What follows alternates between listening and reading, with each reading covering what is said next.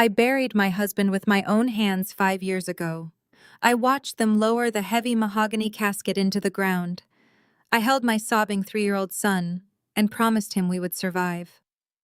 But survival is a funny thing when the ghost of your past decides to take a luxury beach vacation. We were celebrating the 5th anniversary of his death at an exclusive resort when my son dropped his silver fork. He grabbed my arm, his face completely drained of color, and whispered the words that would destroy my reality. "Mom, Dad is sitting right behind us." I turned around, the ocean breeze suddenly turning to ice against my skin, and my heart stopped beating. My name is Nia Washington. I am 34 years old and I work as a forensic accountant. I have spent my entire career tracking down hidden assets, exposing financial fraud, and uncovering the lies that wealthy people tell to protect their money. But nothing could have prepared me for the ultimate fraud sitting just 3 tables away. Before I reveal how a dead man ordered a martini on a tropical island, let me know where you are watching from in the comments below. Hit the like button and subscribe if you have ever had your entire world turned upside down by a devastating lie. The evening began as a peaceful escape. I booked a week at a secluded luxury resort in Turks and Caicos specifically to get away from the suffocating expectations of my in-laws back in Georgia. My mother-in-law, Beatrice, was busy orchestrating a massive memorial gala for my late husband, Darren. She treated grief like a competitive sport, using the anniversary to solicit donations for her church charities and secure her position among the Atlanta elite. She demanded my presence at the gala, expecting me to play the fragile, weeping widow. Instead, I packed our bags and took my 8-year-old son Malik to the Caribbean. We needed healing, not a media circus. The restaurant was perched right on the edge of the pristine white sand. Soft jazz played from hidden speakers, mingling with the rhythmic sound of the waves. Malik and I were sitting at a corner table finishing our grilled mahi-mahi and laughing about a hermit crab we had seen on the beach earlier that day. Malik is a brilliant boy. He is incredibly observant, constantly analyzing the world around him with a sharp focus that always reminded me of his father. He was mid-sentence when his voice suddenly hitched. The heavy silver fork slipped from his fingers and clattered loudly against his porcelain plate. I looked across the table and saw that his eyes were wide with pure terror. His rich brown skin had turned a sickly ashen gray. He pointed a trembling finger over my shoulder. I asked him what was wrong, my maternal instincts flaring into high alert, but then he leaned forward and whispered those impossible words. He said his father was sitting right behind us.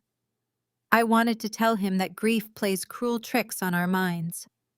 But when I turned around in my chair, the breath was knocked entirely out of my lungs. Sitting 3 tables away, illuminated perfectly by the patio lights, was Darren. My brain violently rejected the visual data. Darren had died in a horrific, fiery car crash on a deserted highway just outside of Atlanta. The car had been completely incinerated. I had seen the charred wreckage. I had paid for the funeral. The coroner confirmed his identity using dental records provided by a prominent dentist from Beatrice's church. The narrative of his tragic demise was a foundational fact of my existence. Yet the man sitting 20 feet away from me was undeniably my husband. He looked incredibly healthy. His skin was deeply tanned. He wore a crisp white linen button-down shirt with the sleeves rolled up precisely to the elbows, exactly the way he used to wear them during our summer trips to Miami. His posture, the broad slope of his shoulders, the confident tilt of his head, it was all uniquely Darren. I sat paralyzed, my fingers gripping the edge of the table so hard my knuckles ached. I watched as he threw his head back and laughed. It was a rich, deep, booming sound that hit my ears like a physical blow. I had fallen in love with that laugh. Sitting across from him was a beautiful younger woman wearing a designer silk sundress. She was smiling adoringly at him, reaching across the table to rest her manicured hand over his. Sitting next to her was a toddler. A little boy, perhaps 3 or 4 years old, with the exact same curly hair and facial features that Malik had at that age. A cold, creeping numbness spread through my veins. This was not a ghost. Ghosts do not order top-shelf liquor. Ghosts do not hold hands with beautiful women. Ghosts do not have toddlers. I stood up. My chair scraped violently against the wooden deck. Several diners glanced in my direction, but I did not care. Malik grabbed the fabric of my dress, his small hands shaking uncontrollably, but I gently pulled away. I told him to stay exactly where he was. I walked toward the table. Every single step felt like walking through wet cement. The sound of the ocean vanished. There was only the distance between me and the man who had abandoned us. As I reached their table, the young woman looked up at me with mild annoyance. Darren was looking down at his menu. I spoke his name. My voice sounded foreign to my own ears, hoarse and trembling with a mixture of absolute rage and profound disbelief. Darren slowly raised his head. Our eyes locked. For one microscopic fraction of a second, I saw the truth. I saw the absolute undisguised terror of recognition flash across his pupils. He knew exactly who I was. He saw his wife standing before him. But then, with a chilling speed that terrified me, a completely blank mask dropped over his features. The terror vanished, replaced by an expression of polite confusion. He looked at me as if I were a complete stranger who had accidentally approached the wrong table. "Can I help you, madam?" he asked. His voice was the same, but the cadence was entirely wrong. He was speaking with a forced, slightly European accent, completely masking the familiar Atlanta drawl I had listened to for years. I demanded to know what game he was playing. My voice rose, cutting through the ambient noise of the restaurant. I asked how he could sit there and pretend he did not know his own wife. I pointed toward Malik, demanding to know how he could look at his own flesh and blood and act like a stranger. The young woman at the table gasped and pulled her toddler closer. She asked him who I was and what was happening. Darren played the victim with Oscar-winning precision. He placed a comforting hand on the woman's shoulder and told her not to worry, claiming I was clearly a disturbed individual having a mental episode. He signaled urgently for the waitstaff. "Please, we need some assistance over here," he called out. "This woman is harassing my family and causing a scene." The word family felt like a knife twisting into my heart. I reached out and grabbed his forearm. I felt the solid muscle beneath the linen shirt, and there, just below his elbow, my fingers brushed against the small scar he had gotten from a mountain biking accident when we were engaged. It was the final, irrefutable piece of physical evidence. It was him. I tightened my grip and yelled at him to stop lying. I screamed his real name, demanding that he look at our son. Within seconds, 3 large resort security guards descended upon our table. They moved with swift, professional efficiency. Before I could say another word, rough hands grabbed my shoulders and pulled me away from Darren. I struggled against their grip, screaming that the man at the table was a massive fraud. My heels slipped on the wooden deck as the guards forcefully marched me backward. The public humiliation was absolute. Dozens of wealthy vacationers were staring, holding up phones to record the crazy woman being physically ejected. I saw Malik standing frozen by our table, hot tears streaming down his small, terrified face. Darren did not even bother to look back at me for a final time. He played the protective patriarch perfectly, completely dismissing the devoted family he had left fatherless 5 years ago to start a brand new fraudulent life. The security guards finally released their grip when we reached the dimly lit cobblestone path leading back to the resort villas. I stumbled forward, my knees scraping against the rough stone, but I felt absolutely no physical pain. Malik ran to me, wrapping his small, trembling arms around my neck. I pulled him tightly to my chest, burying my face in his curls. We hurried back to our suite in complete silence. The tropical humidity, which had felt so relaxing just an hour ago, now felt thick and suffocating like a damp towel pressed over my mouth. Once inside, I locked the heavy oak door and engaged the deadbolt. I checked the sliding glass doors leading to the balcony, making sure every single latch was secured. I drew the blackout curtains tightly together, shutting out the idyllic view of the Caribbean Sea. I took Malik into the bathroom, washed his face with a warm cloth, and told him with forced calmness that adults sometimes look very much alike, and that we had simply made a mistake. He did not believe me. I could see it in his dark, intelligent eyes. He had his father's eyes, and right now they were filled with a profound confusion that broke my heart. I tucked him into the massive king-sized bed, stroked his forehead until his breathing finally evened out, and then I stepped out onto the private terrace. My hands were shaking so violently that I could barely unlock my phone. I needed an anchor. I needed someone to tether me to reality. I dialed the only person who should have shared this earth-shattering revelation with me. I called my mother-in-law, Beatrice Washington, back in Atlanta. The phone rang 3 times before she answered. I could hear the faint, elegant clinking of crystal glasses and the soft murmur of classical music in the background. She was likely hosting one of her elite mega-church committee dinners, surrounded by the wealthiest pastors and socialites in Georgia. Beatrice answered with her signature perfectly modulated tone, expecting me to apologize for missing the lavish memorial gala she was currently orchestrating. Instead, I bypassed the pleasantries entirely. I gripped the phone, my voice dropping to a frantic, breathless whisper, and told her exactly what had just happened. I told her I saw Darren. I told her he was alive, sitting at a restaurant with another woman and a child. I braced myself for her scream. I waited for the sound of a shattering glass, a gasp, a cry of maternal disbelief. I waited for her to demand that I call the police, or demand that I put him on the phone. What I received instead was a chilling, absolute silence. It was a calculated, measured quiet that stretched for several agonizing seconds. When Beatrice finally spoke, the temperature of her voice had dropped to absolute zero. There was no shock, there was no hysteria, there was only a lethal, icy precision. She did not ask where he was. She did not ask what the other woman looked like. She simply let out a long, disappointed sigh that sounded more annoyed than devastated. "Nia," she said, her voice dripping with venomous condescension. "I see your paranoia has returned.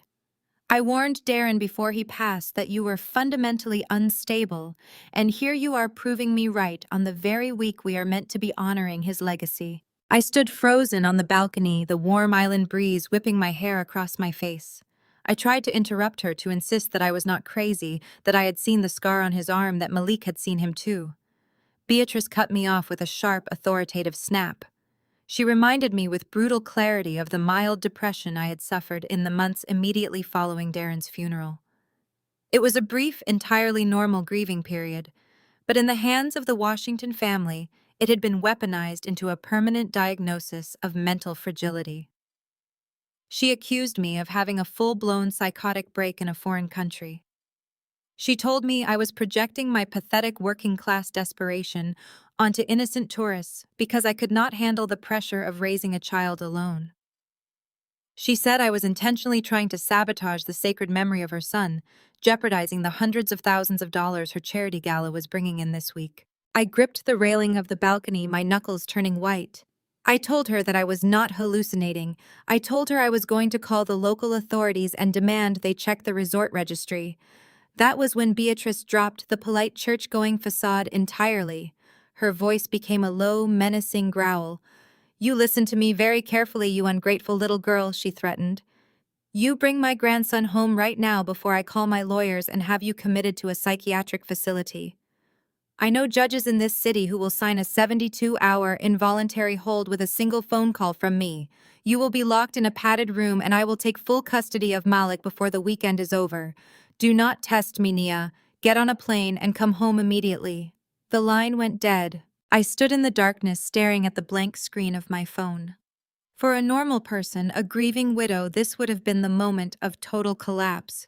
This would have been the moment to sink to the tiled floor and sob until there was no air left in my lungs. But I did not shed a single tear.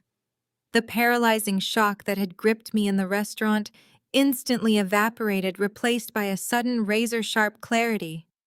Beatrice's reaction was the key that unlocked the entire nightmare. As a forensic accountant, my entire career is built on identifying anomalies. I am trained to look for the things that do not fit the established pattern. A grieving mother presented with the news that her dead son is alive does not immediately threaten her daughter-in-law with forced institutionalization. A grieving mother asks questions. Beatrice asked none. She already knew the answers. My brain rapidly compartmentalized the trauma, sealing it away behind a heavy steel vault in my mind. The weeping, confused widow was gone. The auditor took over. I began processing the variables with cold, ruthless efficiency. Darren's forced European accent, the complete lack of surprise on Beatrice's part, the perfectly timed threat to take custody of my son. This was not a random sighting of a ghost. This was an active, ongoing conspiracy, and I had just stumbled right into the middle of their operational territory. I was alone, isolated on an island, with a child to protect, and a family of wealthy, powerful manipulators actively plotting to declare me legally insane. I realized with terrifying certainty that if I stayed in Turks and Caicos, I would mysteriously end up in a local jail, or worse, I would simply disappear. I walked back into the bedroom, moving with silent, deliberate speed. I did not turn on the overhead lights. Using only the faint glow of my cell phone screen, I began pulling our clothes from the mahogany dressers and shoving them into our suitcases. I did not bother folding anything. I swept my toiletries into a bag, grabbed our passports from the room safe, and zipped the luggage closed. I woke Malik gently, placing a hand over his mouth and whispering that we were going on a secret adventure. He was groggy, still traumatized from the restaurant, but he trusted me implicitly. He clung to my neck as I slung my heavy travel bag over my shoulder and grabbed the handle of our rolling suitcase. We slipped out of the villa at 2 in the morning. The resort was completely silent, save for the rhythmic crashing of the ocean against the shore and the distant hum of a golf cart. We stayed in the shadows, avoiding the brightly lit main lobby and the security guards patrolling the perimeter. I navigated us to the main road and hailed a passing local taxi, paying the driver in cash to take us directly to the Providenciales International Airport. I sat in the back of the rattling cab, watching the palm trees blur past the window, my mind working furiously to calculate my next move. I booked the very first available flight out of the country, a red-eye connection through Miami that would eventually land us at Hartsfield-Jackson Atlanta International Airport.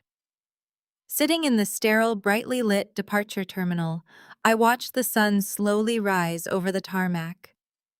Malik was asleep across 2 plastic chairs, his head resting on my lap. I gently stroked his hair, feeling the steady, reassuring thrum of his heartbeat. My phone remained strictly on airplane mode. I knew the moment I landed in Atlanta, I would be walking straight into a meticulously prepared ambush. Beatrice, my sister-in-law, Valerie, and my brother-in-law, Terrence, would be waiting for me.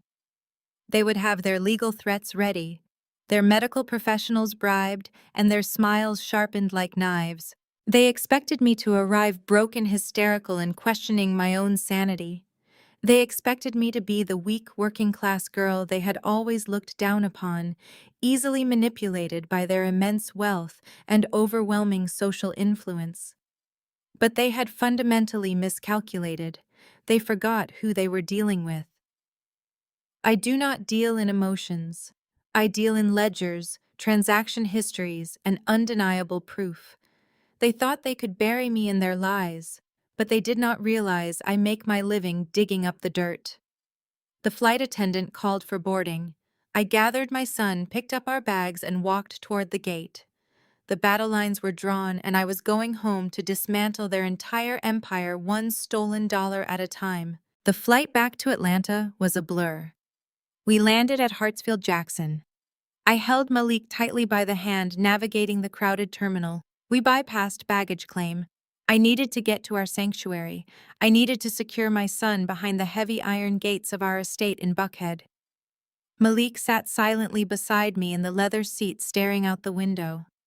He had not spoken a single word since we fled the island. His silence fueled the cold fire burning in my chest. I knew Beatrice would not wait. I did not feel fear. I felt a sharp, metallic clarity. We pulled up to the wrought iron gates of our property. I punched in the security code and the heavy metal swung open. The house loomed at the end of the driveway. I unlocked the heavy mahogany front door, ushering Malik inside. The air conditioning washed over us, a stark contrast to the sweltering heat outside. The house was dead quiet. Too quiet. I dropped my travel bag onto the marble foyer floor. The sound echoed down the long hallway. I took 3 steps toward the grand staircase when the silence was abruptly broken by the rhythmic clinking of a silver spoon against a porcelain teacup. I slowly turned and walked toward the arched doorway. The scene before me was staged with nauseating perfection. Sitting on my custom velvet sofas as if they owned the very air in the room were the vultures. Beatrice sat in the center, impeccably dressed in a tailored navy suit, sipping tea. To her right sat my sister-in-law Valerie, wearing a designer dress, her legs crossed at the ankle. Leaning against the marble fireplace was Terence, my brother-in-law, his arms folded over his chest, his expensive watch catching the afternoon light. But they were not alone. Sitting in the wing-back chair opposite them was a man I did not recognize. He wore a gray tweed suit, wire-rimmed glasses, and held a leather-bound notepad resting on his knee. He had the polished, practiced look of a high-priced mercenary. "Welcome home, Nia," Beatrice said, lowering her teacup with deliberate slowness. "We have been waiting for you." I felt Malik instinctively press his small body against my leg. I placed my hand firmly on his shoulder. I did not ask how they bypassed my security system. I knew Terence had always kept a master key despite my explicit legal demands that he return it after Darren died. I looked directly at Beatrice, refusing to show a single ounce of intimidation. "I told you I was coming home," I said, keeping my voice perfectly level. "I did not realize you were throwing a reception." Valerie offered a smile that was equal parts sympathetic and lethal. It dripped with manufactured pity and malice. "Oh, Nia," Valerie cooed, leaning forward and resting her manicured hands on her knees.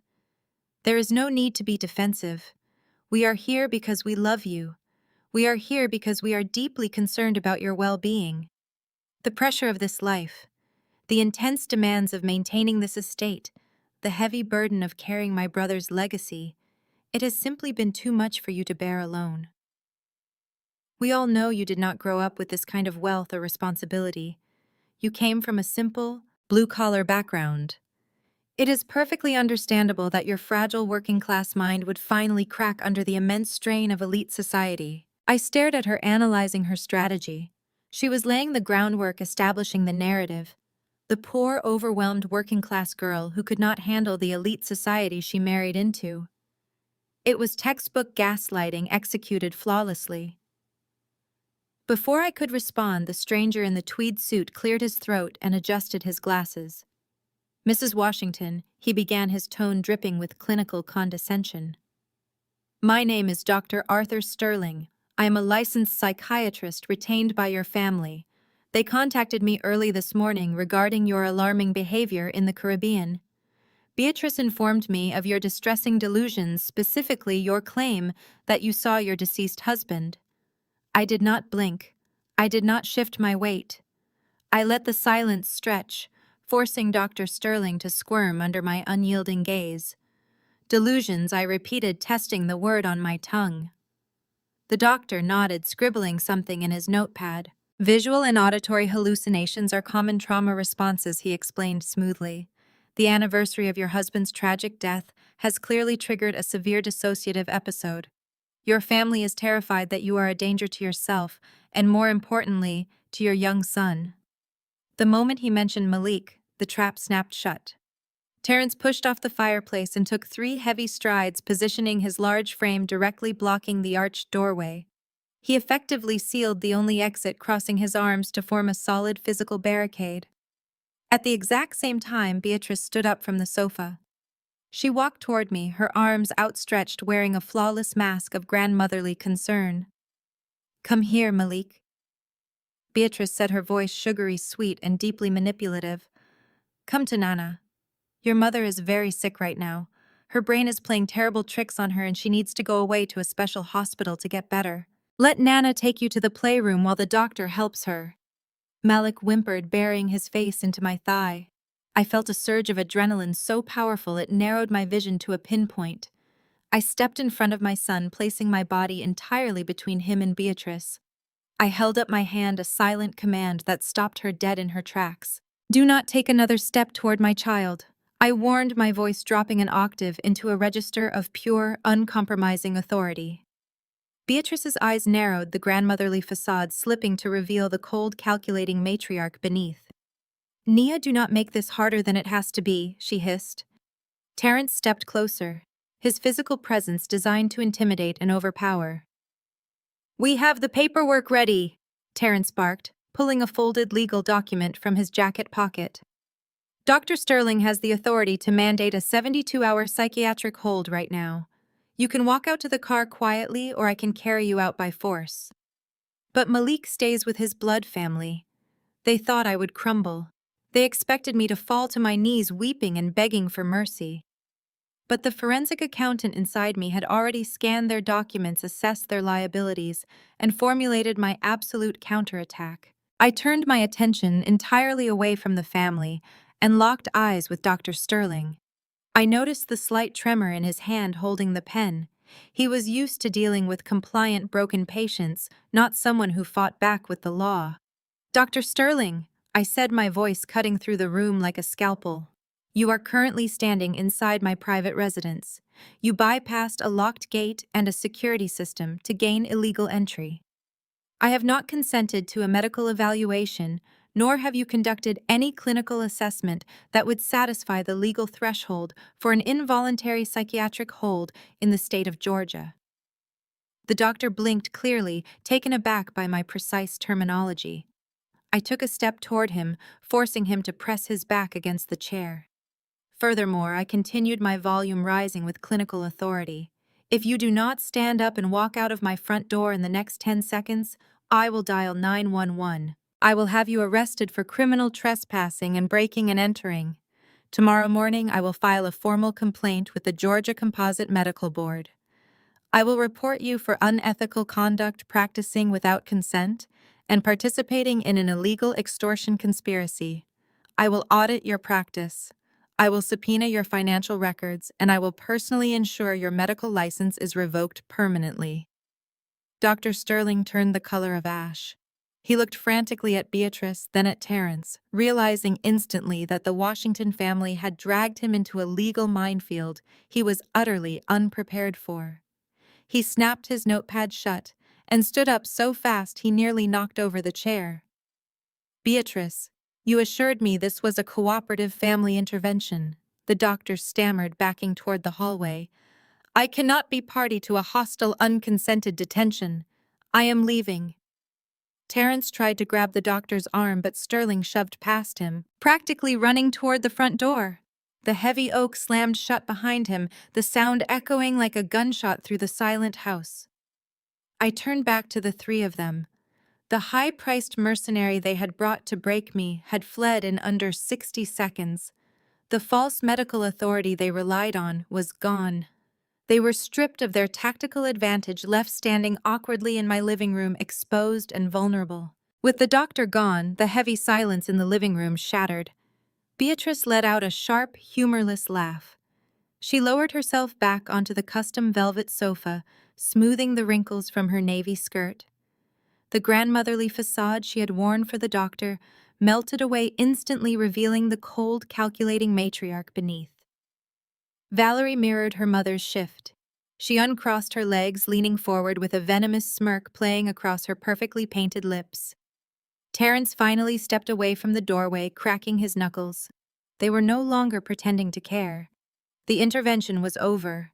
The brutal reality of their coordinated attack had officially begun. You really think you are so smart, Nia? Beatrice sneered, her voice echoing in the large room. Chasing out a respected medical professional with empty legal threats. It only proves exactly what we have been saying. You are completely unhinged. I kept Malik safely tucked behind my legs. I am not the one orchestrating a home invasion, I replied, keeping my tone dead flat. You brought a mercenary into my house because you knew I saw the truth. Valerie let out a loud, mocking cackle. The truth, she repeated, throwing her head back. Listen to yourself. You went on a beach vacation and saw a tourist who looked like my dead brother. Instead of acting like a rational adult, you caused a massive scene at a 5-star resort, traumatized my nephew, and fled the country in the middle of the night. You are a raving lunatic, Nia. I know what I saw, I stated firmly, my forensic mind categorizing every insult as a defensive tactic. I saw Darren. He was sitting at a table with another woman. He had the scar on his forearm from the biking accident. Oh, the scar, Terrence mocked, stepping closer and using his towering height to cast a shadow over me. A scar!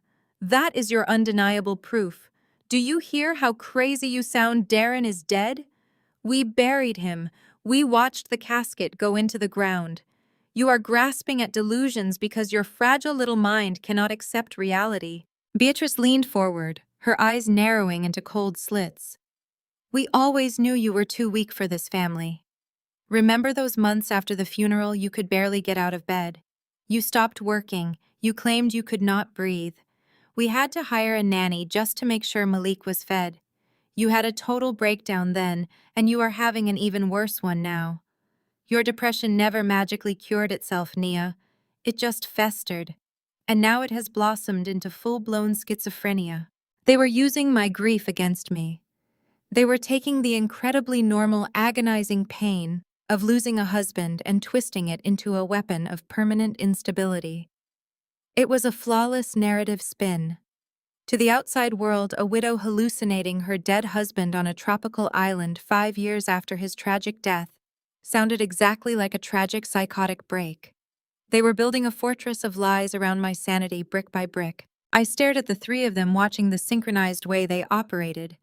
Terrence provided the physical intimidation. Valerie provided the sharp emotional cuts. Beatrice controlled the overarching narrative. It was a perfectly executed strategy designed to overwhelm the target, induce panic, and force submission. They wanted me to cry. They wanted me to scream and throw things. They wanted me to act crazy so they could point at me and validate their manufactured diagnosis. But my tears had dried up over the Atlantic Ocean. I stood absolutely still, regulating my breathing, analyzing their assault like a spreadsheet full of discrepancies. My grieving process was entirely normal, I stated, my voice as cold and hard as a diamond, and it ended years ago. What is happening right now is not about my mental health. It is about your fear. You are terrified because you know I am right. You know Darren is alive. Valerie slammed her hand against the armrest of the sofa. You pathetic working-class charity case, she spat, abandoning any pretense of politeness. Darren lowered his standards to marry you. We welcomed you into elite society, and you have done nothing but embarrass us. Seeing ghosts, screaming at tourists. You are a stain on the Washington family legacy. As Valerie's venomous words filled the room, a sudden sharp memory pierced my consciousness. It was a memory from a decade ago, a moment I had buried deep in the recesses of my mind. But standing here, watching Valerie's twisted smile, the past collided violently with the present. It was the morning of my wedding. I was standing in the bridal suite of the country club wearing the custom silk gown I had saved up for years to afford. It was the single most expensive thing I had ever owned, a symbol of my new beginning. Valerie had walked into the room holding a massive brimmed glass of red wine. It was only 10 in the morning. I remember the exact way her eyes darted to the pristine white silk of my dress. I remember the calculated shift in her weight, the deliberate stumble forward. She threw her arm out, and the entire glass of dark crimson wine splashed directly across the bodice of my gown. I had gasped in absolute horror, watching the dark stain bloom and ruin the silk. I looked up at Valerie expecting a frantic apology. Instead, she had stood there with that exact same venomous smirk she was wearing right now. Oh, Nia. Valerie had sighed, her tone dripping with fake sympathy. It was just a clumsy accident. The rug caught my heel. You really should not have left your dress taking up so much space in the room. If you were not so disorganized, this never would have happened. She had ruined my dress on purpose, and within seconds, she had spun the narrative to make it entirely my fault. Beatrice had entered the room moments later and immediately sided with Valerie. Beatrice had scolded me for overreacting, telling me that a true woman of class would not throw a tantrum over spilled wine.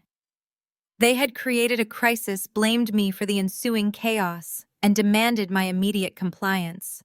They forced me to walk down the aisle in a backup dress I despised, making me feel inadequate and ungrateful on my own wedding day.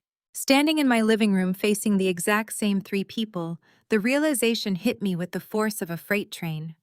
This was their exact playbook. It had not changed in 10 years. They create a catastrophic situation. They orchestrate chaos. They brutally attack my reactions to that chaos, labeling me as hysterical or crazy. Then they use my manufactured instability to force my absolute compliance to their demands. The spilled wine was just a trial run. The faked death and the Caribbean hallucination were the masterclass execution of the exact same strategy. They were gaslighting me on a massive criminal scale. I pulled Malik slightly closer, feeling the solid reality of my son against my leg. I was not the scared, desperate bride anymore. I was a veteran forensic auditor. I dissect complex corporate fraud for breakfast. I could see the structural framework of their deception laid bare before me. "You have always enjoyed creating a mess and handing me the mop, Valerie," I said, my voice eerily calm. "But this is not a ruined wedding dress. This is a federal crime." Beatrice's eyes flashed with a dangerous light. She recognized the shift in my tone. She realized the psychological warfare was not working. The crazy widow routine was failing. It was time for her to pivot to the true objective. Beatrice held up a single manicured hand, silencing Valerie and Terrence instantly. The room grew unnervingly quiet. She looked at me, discarding the fake maternal concern. Her gaze turned completely mercenary. "Let us stop pretending, Nia," Beatrice said, her voice smooth and deadly. "You want to talk about reality. Let us talk about reality. You are a single mother with a history of depression exhibiting severe hallucinatory behavior. You are currently raising the sole heir to the Washington legacy. And more importantly, you are sitting on a $5 million life insurance trust that you are completely unfit to manage." There it was. The pivot. The absolute core of their entire ambush. It was never about my mental health. It was never about the sacred memory of Darren. It was always unequivocally about the money. When Darren supposedly died in that fiery crash, his corporate life insurance policy paid out a staggering $5 million. Because we had set up our estate planning carefully before the accident, the money bypassed probate and went directly into an irrevocable trust for Malik. I was named the sole trustee. I had absolute unyielding control over those funds until Malik turned 25. I had fiercely protected that money, refusing every single one of Beatrice's past requests to invest it in her dubious church charities. I had blocked Terrence's attempts to use the funds as collateral for his failing real estate ventures. I had built an impenetrable financial wall around my son's future. "That trust belongs to Malik," I stated, my voice echoing with rigid authority. "It is legally locked, and you will never touch a single dime of it." Terrence let out a deep, booming laugh that rattled the crystal on the coffee table. "Legally locked," he repeated, stepping forward and invading my personal space. "The law only protects competent individuals, Nia. The law does not protect raving lunatics who run around tropical islands screaming at tourists. You are a liability. That money is meant for the Washington bloodline, not for some delusional outsider to hoard in a bank account." "You are drowning in debt, Terrence," I fired back, using the financial intelligence I had gathered on him over the years. "Your luxury condo developments are bleeding cash. Valerie's credit cards are maxed out. Beatrice needs a massive influx of capital to maintain her status at that mega church. You do not care about Malik. You are trying to declare me legally incompetent so you can petition a judge to remove me as trustee and install yourselves in my place. You want to drain my son's future to fund your pathetic, failing lifestyles." Valerie gasped, her face turning crimson with outrage. "How dare you speak to us like that? We are your family." "You are parasites," I corrected her coldly. "And you have vastly underestimated your target." Beatrice stood up. She smoothed her skirt, her posture perfectly rigid. She did not bother to deny my accusations regarding their financial ruin. Denying it would be an admission of vulnerability. Instead, she leaned into her power. "You are an arrogant, foolish woman," Beatrice said, her voice dropping to a lethal whisper. "You think your little accounting degree makes you smart. But you do not understand how power actually works in this city. I sit on the boards of 3 hospitals. I play golf with state senators. Terrence plays poker with the judges in the family court division. We own the narrative in Atlantania. You are just a working-class girl who got lucky, and your luck has officially run out. She began pacing slowly across the custom Persian rug, her heels clicking rhythmically against the hardwood floors underneath. If we go to court, Beatrice continued, we will present Dr. Sterling's preliminary evaluation. We will present witness testimony from the resort in Turks and Caicos, detailing your violent psychotic outburst. We will present your medical records from 5 years ago, showing your history of depressive episodes. The judge will look at a wealthy, prominent, stable family stepping in to save a child from a deranged, hallucinating mother. Who do you think the court will side with, Nia, the respected Washington matriarch, or the hysterical woman claiming her dead husband is drinking martinis on a beach? The sheer magnitude of their extortion plot hung heavily in the air. They had weaponized my grief, manipulated my reality, and lined up the legal and medical machinery to utterly destroy my life. They were preparing to legally kidnap my son and steal his entire inheritance in one swift, coordinated strike. I looked at Terrence, who was smiling triumphantly. I looked at Valerie, who was practically vibrating with greed. And I looked at Beatrice, the architect of this entire nightmare. They thought they had backed me into an inescapable corner. They thought the threat of losing my child would break my spirit and force my immediate surrender. But they were looking at a mother protecting her cub. They were looking at a woman who understood that the only way to defeat a fraudulent system was to dismantle its financial core. You want a war, I said quietly, the sound of my voice cutting through their arrogant silence. You have no idea what you have just started. Terrence reached into his jacket pocket, once again pulling out a thick manila envelope. He tossed it onto the glass coffee table with a heavy thud. It was not medical paperwork. It was legal documentation. The true purpose of their violent psychological ambush was finally laid bare on the table between us. The transition from gaslighting to outright extortion was complete. Terrence leaned over the coffee table and tapped the thick manila envelope with his index finger. The sound was sharp against the glass. He slid the flap open and pulled out a stack of crisp, densely typed legal documents, smoothing them out with an arrogant sweep of his hand. I recognized the formatting immediately. It was a complete, irrevocable transfer of trustee rights. These documents are a lifeline, Terrence said, his voice dropping into a patronizing register. They are a protective measure. Since you are clearly struggling with your grasp on reality, Valerie and I are willing to step in.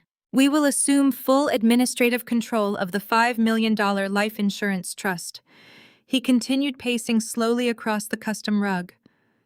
We will properly manage the assets, handle the disbursements, and ensure the Washington legacy is protected from your erratic behavior. Valerie nodded enthusiastically, her diamond earrings catching the light as she shifted closer to the edge of the sofa. It is a heavy burden, Nia, she added, her tone coated in toxic, artificial sweetness. Managing millions of dollars requires a highly stable, rational mind. You are hallucinating dead people on beaches. You are screaming at completely innocent strangers. You cannot possibly expect us to sit back and watch you squander the hard-earned money on your psychotic whims. We are actually doing you a massive favor. By signing these papers, you are freeing yourself to focus entirely on getting the intensive psychiatric help you so desperately need. I stared at the paperwork. My forensic accountant brain automatically scanned the visible clauses, processing the dense legal jargon with practiced speed. They had not just drafted a simple transfer of management. They had inserted brutal, sweeping indemnity clauses meant to absolutely shield them from future prosecution or any financial oversight. They were legally structuring the absolute theft of the future of my child. It was a masterpiece of white-collar extortion disguised perfectly as familial concern. I kept my expression entirely neutral, locking down every single emotion churning in my chest. If I showed anger, they would eagerly call it aggression. If I showed fear, they would smell blood in the water and strike immediately. I looked at Terrence, my gaze cold and steady.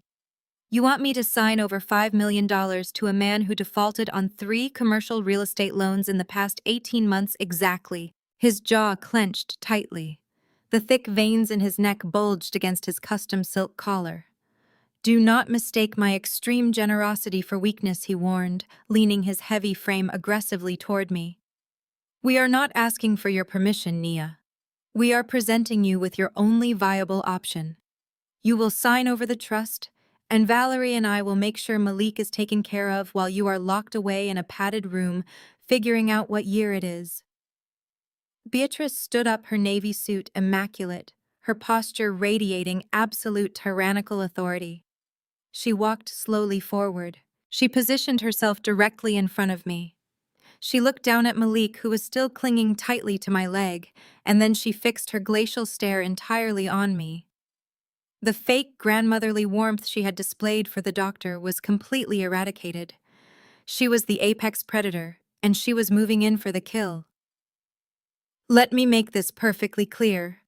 Beatrice commanded, her voice a low, terrifying whisper that echoed in the silent room. You are going to pick up that pen. You are going to sign your name on every single line Terrence has highlighted today. If you refuse, I will take the preliminary psychiatric evaluation directly to a family court judge tomorrow morning at 9 o'clock sharp. I will tell the court that you are suffering from severe, violent delusions. I will tell them you caused a massive public disturbance in a foreign country, endangering the welfare of a minor. I tightened my grip on the shoulder of my son. Beatrice stepped 1 inch closer, her expensive perfume suffocating the air around me. I will have you declared legally unfit to parent, she continued, methodically outlining my destruction. I will have you institutionalized involuntarily immediately. You will be stripped of your rights, your freedom, and your dignity, and while you are locked in a psychiatric ward heavily medicated and screaming about seeing dead men, I will take full permanent physical and legal custody of Malik. The threat hung in the air, heavy and lethal. It was not a bluff. Beatrice possessed the wealth, the social connections, and the ruthless lack of morality required to execute every single word of her threat. She would bribe the right doctors. Terrence would manipulate the right judges. They would paint me as a deranged, hallucinating widow who posed danger. They would tear Malik away from me, place him in their toxic household, and systematically drain his $5 million trust fund until there was nothing left but dust. My mind raced through a million different tactical scenarios. I could physically fight them, but that would result in a police call which played directly into their narrative of my violent instability. I could scream and argue, but that would just feed their gaslighting machine. I was entirely outflanked in my own living room. They had the element of surprise, the prepared legal documents, and the medical threat hanging over me. I looked down at Malik. His eyes were wide with fear, reflecting the profound confusion of a child watching his own family attack his mother. I could not risk losing him. I could not risk letting Beatrice drag him into a courtroom and turn him into a pawn in her extortion scheme. I needed to de-escalate the situation immediately. I needed to remove them from my house, secure my son, and gain the necessary time to launch a forensic counteroffensive. I took a slow, deep breath, carefully letting my shoulders drop. I allowed the tension to drain from my posture. I physically deflated before their eyes. I consciously relaxed my facial muscles, letting the sharp, defiant glare fade into an expression of profound, crushing exhaustion. I needed them to believe they had broken me. I needed them to believe the working-class girl had finally crumbled under the immense weight of the Washington family empire. I looked at Beatrice, letting my eyes widen slightly, mimicking the look of a defeated, terrified prey. I reached out and gently stroked the hair of my son, my hand trembling just enough to sell the performance. I did not argue. I remained completely silent. I just looked at the massive stack of legal documents resting on the glass table. I am so tired, I whispered, my voice intentionally raspy and fragile. I am just so incredibly tired of fighting. Valerie let out a quiet, triumphant sigh, exchanging a victorious look with Terrence. Beatrice simply smiled, a cold, reptilian curving of her lips. She thought she had won. She thought her psychological warfare had successfully shattered my resistance. I cannot do this right now. I continued keeping my gaze fixed firmly on the floor. I cannot think clearly. My head is pounding very hard today. I just want to protect my son. I understand what you are saying. I understand the position you have put me in. Terrence nudged the pen across the glass table toward me. Then sign the paperwork, Nia. He urged, his voice thick with greedy anticipation. Sign the papers and all this pressure goes away. You can rest. We will take care of everything. I slowly shook my head, keeping my demeanor entirely submissive. I will not sign anything without reading it first, I said, maintaining the persona of a weary but cautious widow. It is $5 million exactly now. This is the entire future of my son. You cannot expect me to sign away his life insurance trust without at least looking at the terms of the transfer. Beatrice crossed her arms, her triumphant smile faltering slightly. The documents are standard, Nia. There is nothing to review. I need 3 days. I stated, my voice quiet, but holding a tiny fragment of stubborn resolve. I need 3 days to review the paperwork before I sign. I will not cause a scene. I will not run away. I just need exactly 72 hours to read all the specific clauses. If you try to force my hand right now, I will scream until the police arrive. But if you give me 3 days, I will review the documents and we can settle this quietly. Terrence looked at Beatrice, giving a subtle nod. Forcing a signature under documented duress could invalidate the contract. Beatrice analyzed my defeated posture. She thought she had won. You have 3 days, Beatrice declared coldly. They stood up and marched toward the front door. The heavy oak door closed. The tactical submission worked flawlessly. The hunt for the ghost of Darren was officially a financial autopsy. The transition from gaslighting to outright extortion was complete. The heavy mahogany door clicked shut, the deadbolt sliding into place with a resounding metallic thud. I stood in the foyer, the oppressive scent of Beatrice's expensive perfume still lingering in the air like a toxic cloud. I engaged the secondary security locks, activated the perimeter alarms, and checked the camera feeds on my phone. The estate was secure. My sanctuary was a fortress once again. I walked upstairs, my bare feet silent against the plush carpet. Malik was already curled under his blankets in his bedroom, exhausted from the travel and the tension that had radiated through the house. I tucked the duvet under his chin, kissing his forehead softly. I watched his chest rise and fall in the dim light. My fierce maternal instinct had successfully shielded him from the vultures downstairs, but now that he was safe, the mother had to step aside. The auditor needed to take over. I walked down the hall to my private home office, a room fortified with heavy oak and soundproof walls. I locked this door as well. I pulled the blackout curtains tightly shut, plunging the room into total darkness save for the ambient glow of the streetlights outside. I sat down at my massive glass desk and cracked my knuckles. The tears, the panic, the grief were all sealed away inside that heavy steel vault in my mind. There was absolutely no room for emotion in this room. Emotions make you sloppy. Emotions make you overlook the hidden anomalies. I deal strictly in undeniable mathematical data. I pressed the power button on my primary workstation. The triple monitors hummed to life, casting a stark blue light across my face.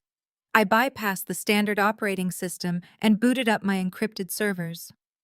These were isolated, highly secure drives I used for my most sensitive corporate forensic investigations.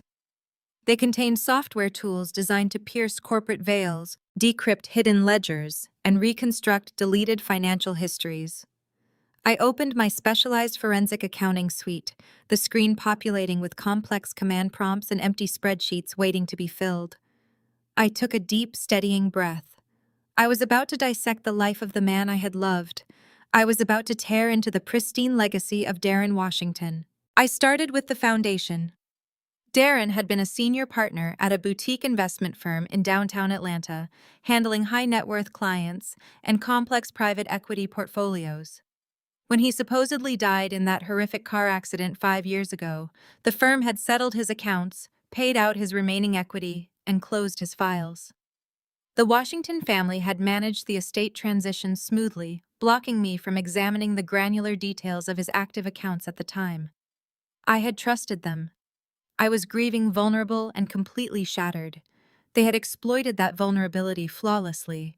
But the dead leave digital footprints, and money never truly vanishes.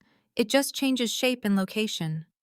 I bypassed the standard public records and utilized a backdoor portal I had established years ago, pulling the archived 5-year-old bank statements from Darren's old investment firm.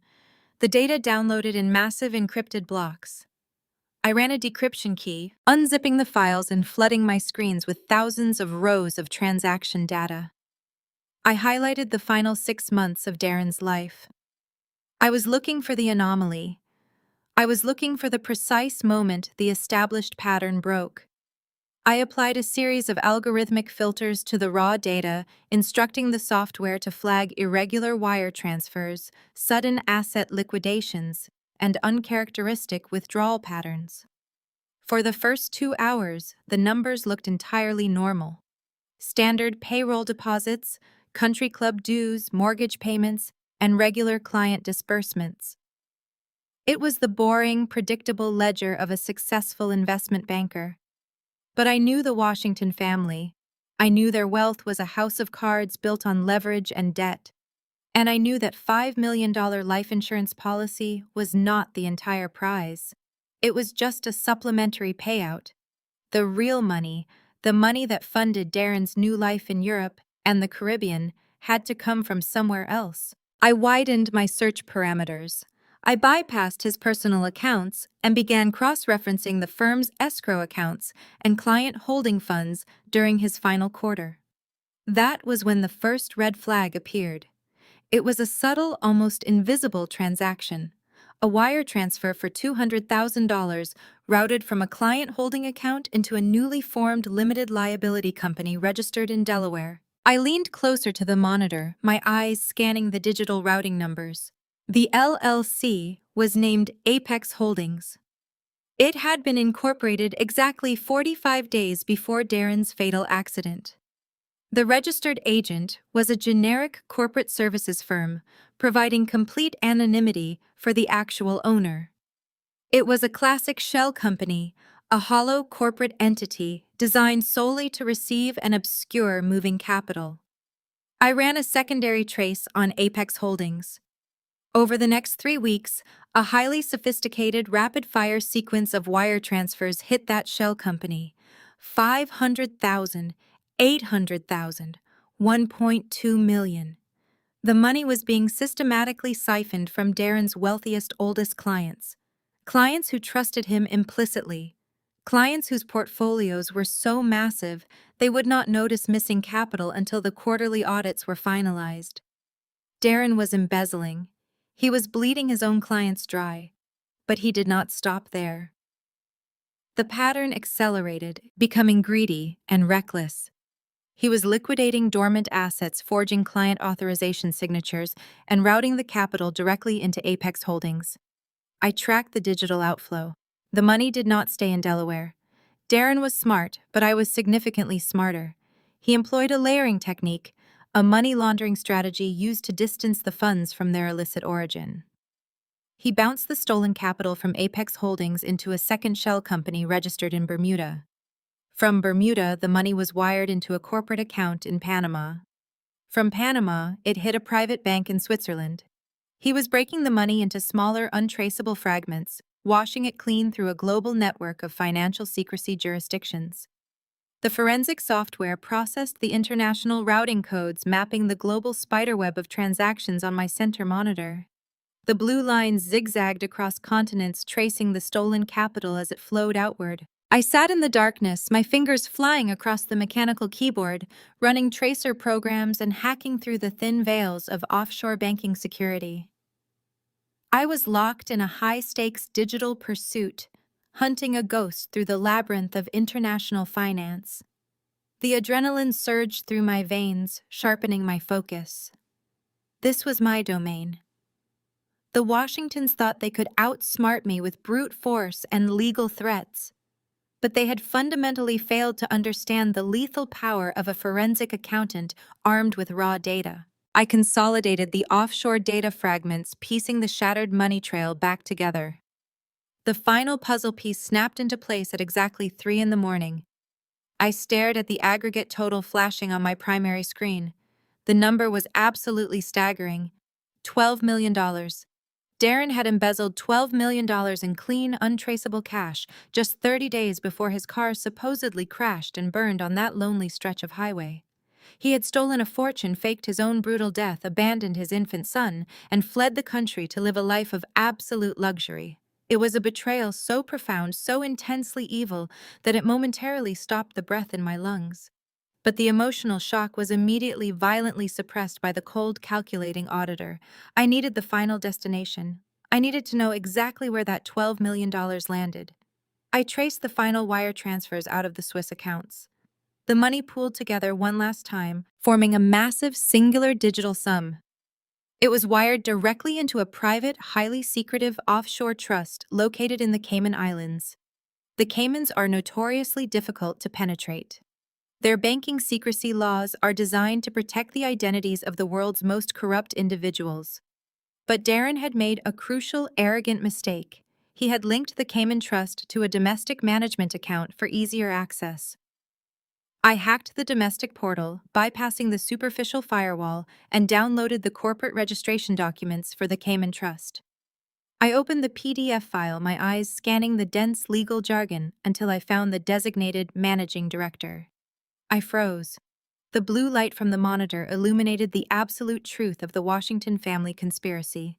The $12 million of stolen capital was not controlled by Darren. It was not controlled by Beatrice, the sole managing director. The individual with absolute financial authority over the Cayman Islands Trust was Terrence, my very own brother-in-law.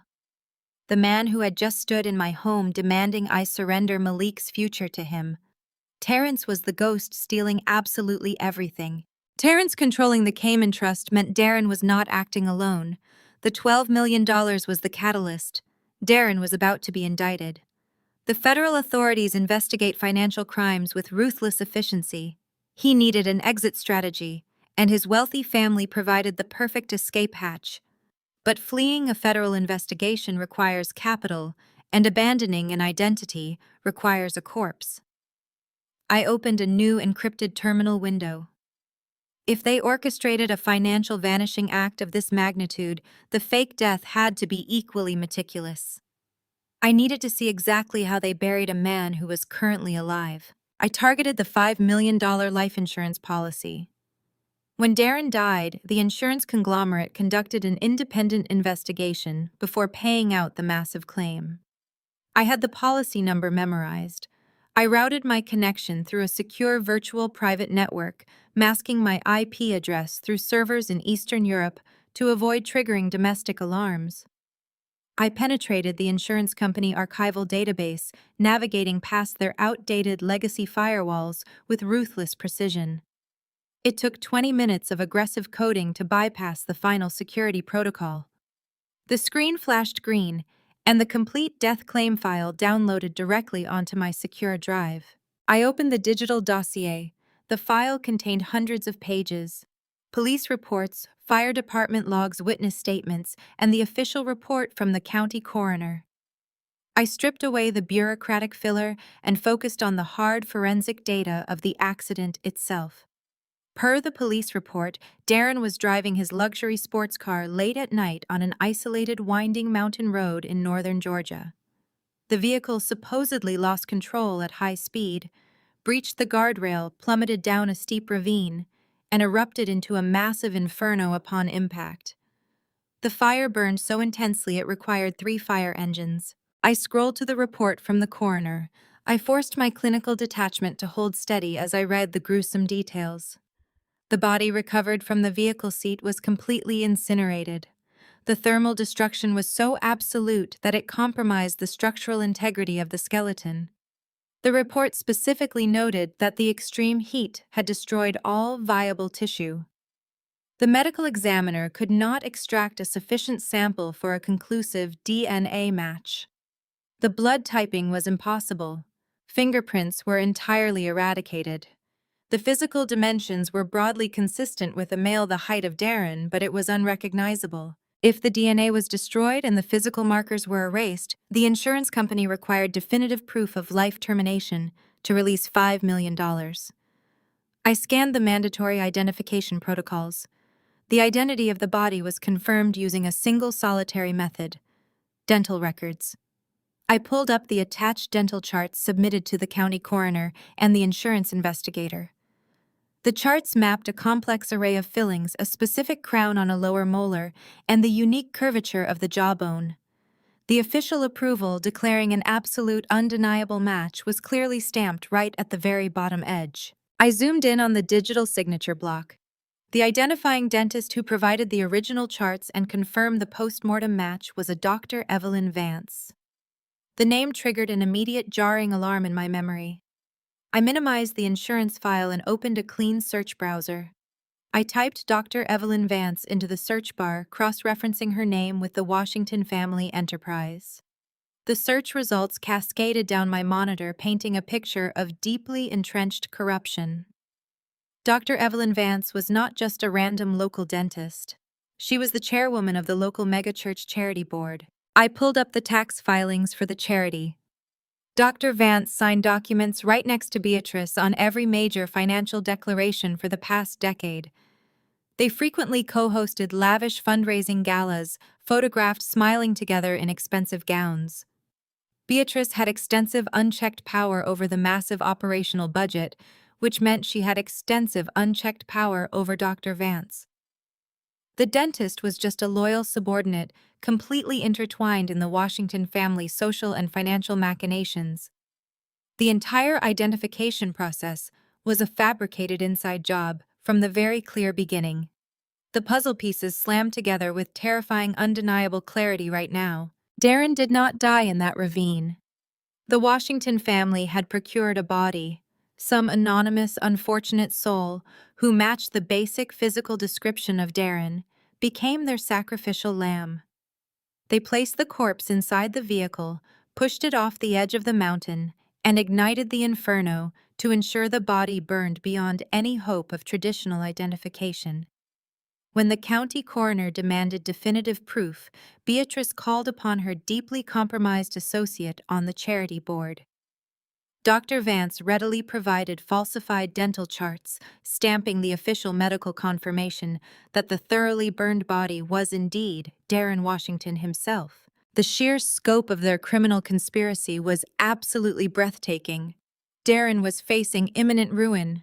The federal authorities investigate $12 million embezzlements with aggressive, relentless efficiency. He was looking at decades locked inside a federal penitentiary. The family needed him to disappear entirely to protect the prestigious Washington name from a catastrophic public scandal. But the Washingtons never do anything simply for self-preservation. They always do it for massive profit. By faking his death so spectacularly, they successfully achieved two monumental goals simultaneously, without drawing any serious law enforcement suspicion onto their surviving family members back in Atlanta. Darren completely escaped the jurisdiction of the federal government, slipping away to a life of absolute luxury in the sunny Caribbean with his stolen $12 million safely hidden. But that fortune was simply not enough for Beatrice, Terrence, and Valerie. They leveraged the brilliantly faked death to trigger the $5 million life insurance policy.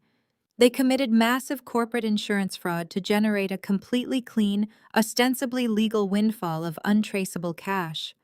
They wanted the insurance payout to quietly fund their own failing businesses and maintain their elite society facade without alerting anyone to their deep impending financial ruin. The only flaw in their otherwise flawless master plan was the rigid structure of the insurance trust itself. Because Darren had set up the specific policy years before his desperate criminal activities formally began, the enormous payout was legally bound exclusively to Malik. The legal framework completely bypassed normal probate. It left me standing proudly as the sole impenetrable gatekeeper of the funds. They had successfully created a $5 million payday, but they absolutely could not touch it while I remained sane. That was exactly why they were aggressively attacking my mental health right now without any hesitation today. They needed me to look entirely unhinged so they could easily seize control of the inheritance money. By declaring me dangerously unfit to parent, they would simply walk away with the ultimate prize. I sat back in my heavy leather chair, staring intensely at the glowing monitors illuminating my darkened home office. The chilling reality washed over me like an absolute tidal wave of ice. The Washingtons were not merely arrogant snobs desperately clinging to their fading social status. They were highly organized, cold-blooded criminals who participated in an incredibly complex federal conspiracy involving major embezzlement, insurance fraud, and murder. Procuring a body meant someone else had to lose their life to provide Darren with a convenient replacement corpse. I suddenly felt a deep, sickening churn in my stomach. I had spent 5 painful years actively mourning a complete stranger who had burned alive inside the luxury vehicle. I had wept over a closed casket that secretly contained the brutalized remains of an innocent victim. The immense gravity of their sociopathic actions was almost impossible to fully comprehend. They had sacrificed another human being entirely to ensure their own comfortable survival and unearned financial dominance in Atlanta elite society now. I locked away the horror and focused entirely on my next strategic move. Beatrice had confidently given me exactly 3 days to surrender the $5 million trust fund. She thought the clock was heavily ticking down on my inevitable psychological surrender. She believed she held every single winning card in this high-stakes extortion game. But I now possess the decrypted offshore banking ledgers, the fraudulent dental identification charts, and the concrete proof linking Dr. Vance directly to the deeply corrupt Beatrice Charity Board. I had officially assembled enough hard digital evidence to completely obliterate their bloodline immediately forever. I began backing up the massive data files onto 3 separate, highly encrypted external hard drives. The green progress bar slowly crawled across my monitor screen in the dark. I was not going to quietly sign their extortion papers. I was not going to let them put me inside a psychiatric facility. I was going to carefully package this explosive forensic evidence, hand it directly over to the federal authorities, and watch the wealthy Washington family burn to the absolute ground. They messed with the wrong widow. The hunted had just successfully become the apex predator in this ruthless game. The encrypted hard drives whirred quietly beside my monitor, solidifying my insurance policy against the Washington family. I had the embezzlement and the faked death perfectly documented. But federal investigations take time to build, and Beatrice had given me exactly 72 hours. I needed immediate localized leverage to paralyze them before they could execute their threat against my custody of Malik. My eyes flicked to the notepad where I had scribbled the names of the conspirators. Beatrice was the ruthless mastermind, Terrence was the greedy executor, but Valerie was the weak link. Valerie was notoriously anxious, terrible with money, and desperate for her mother's approval. If there was a sloppy, poorly covered track in this financial labyrinth, Valerie would be the one who left it. I opened a new tracking program and routed a search sequence to probe Valerie's personal banking history. She did not possess the sophisticated corporate shielding that Terrence used. She was a reckless spender with a trail of heavily leveraged credit cards and overdrawn checking accounts. I tapped into the primary checking account registered in her name. The data cascaded down my screen in bright green columns against the black background. I filtered her transaction history for the past 24 months, instructing the software to isolate outgoing international wire transfers. I anticipated finding expensive shopping sprees in Paris or luxury vacations in Milan.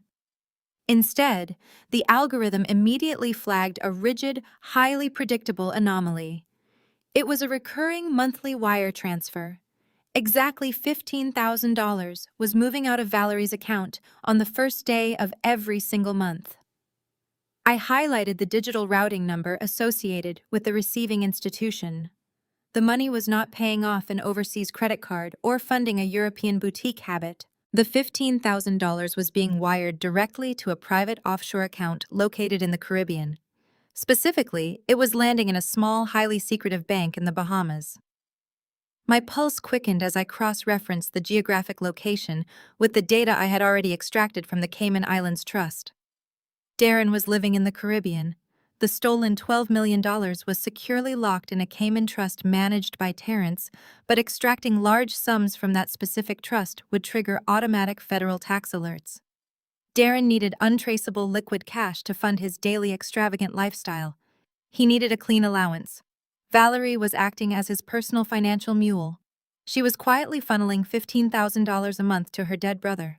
But a glaring mathematical impossibility immediately presented itself.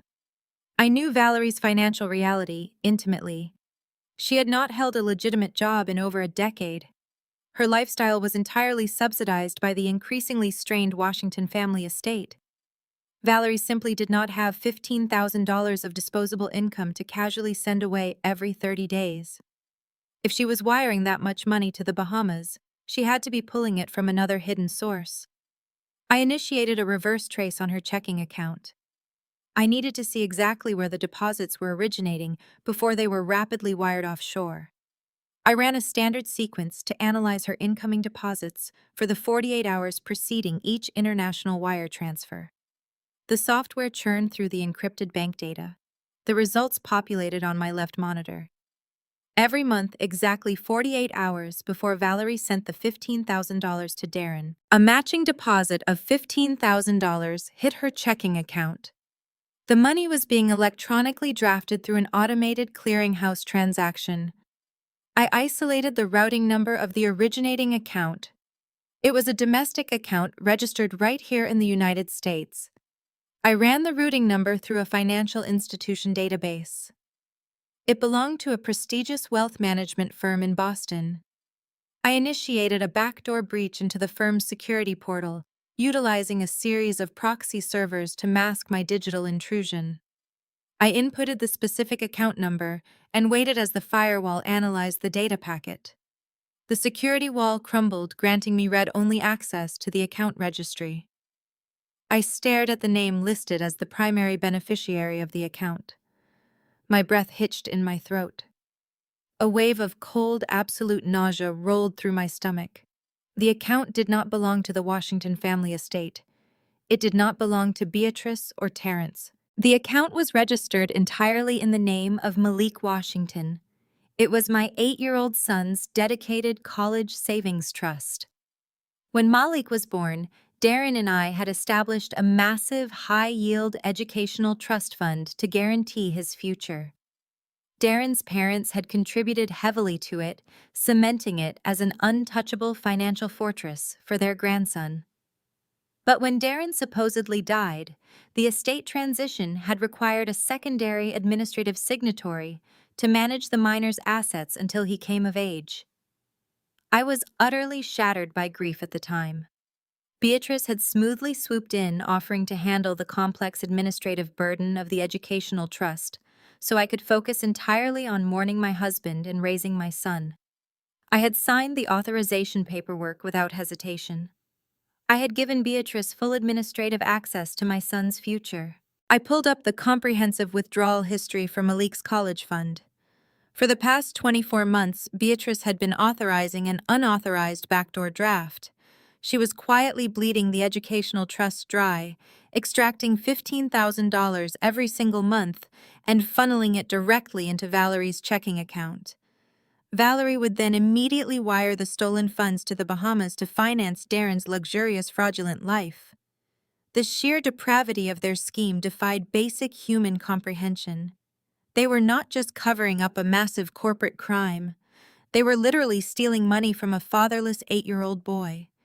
They were systematically draining the financial future of their own blood relative to pay for the tropical vacations and expensive habits of the man who had abandoned him. Darren was sitting on a beach in the Caribbean, sipping expensive cocktails, while his mother and sister actively robbed his child to pay his monthly allowance. The cold fury that had been slowly building inside me instantly crystallized into something entirely different. It was no longer just about survival.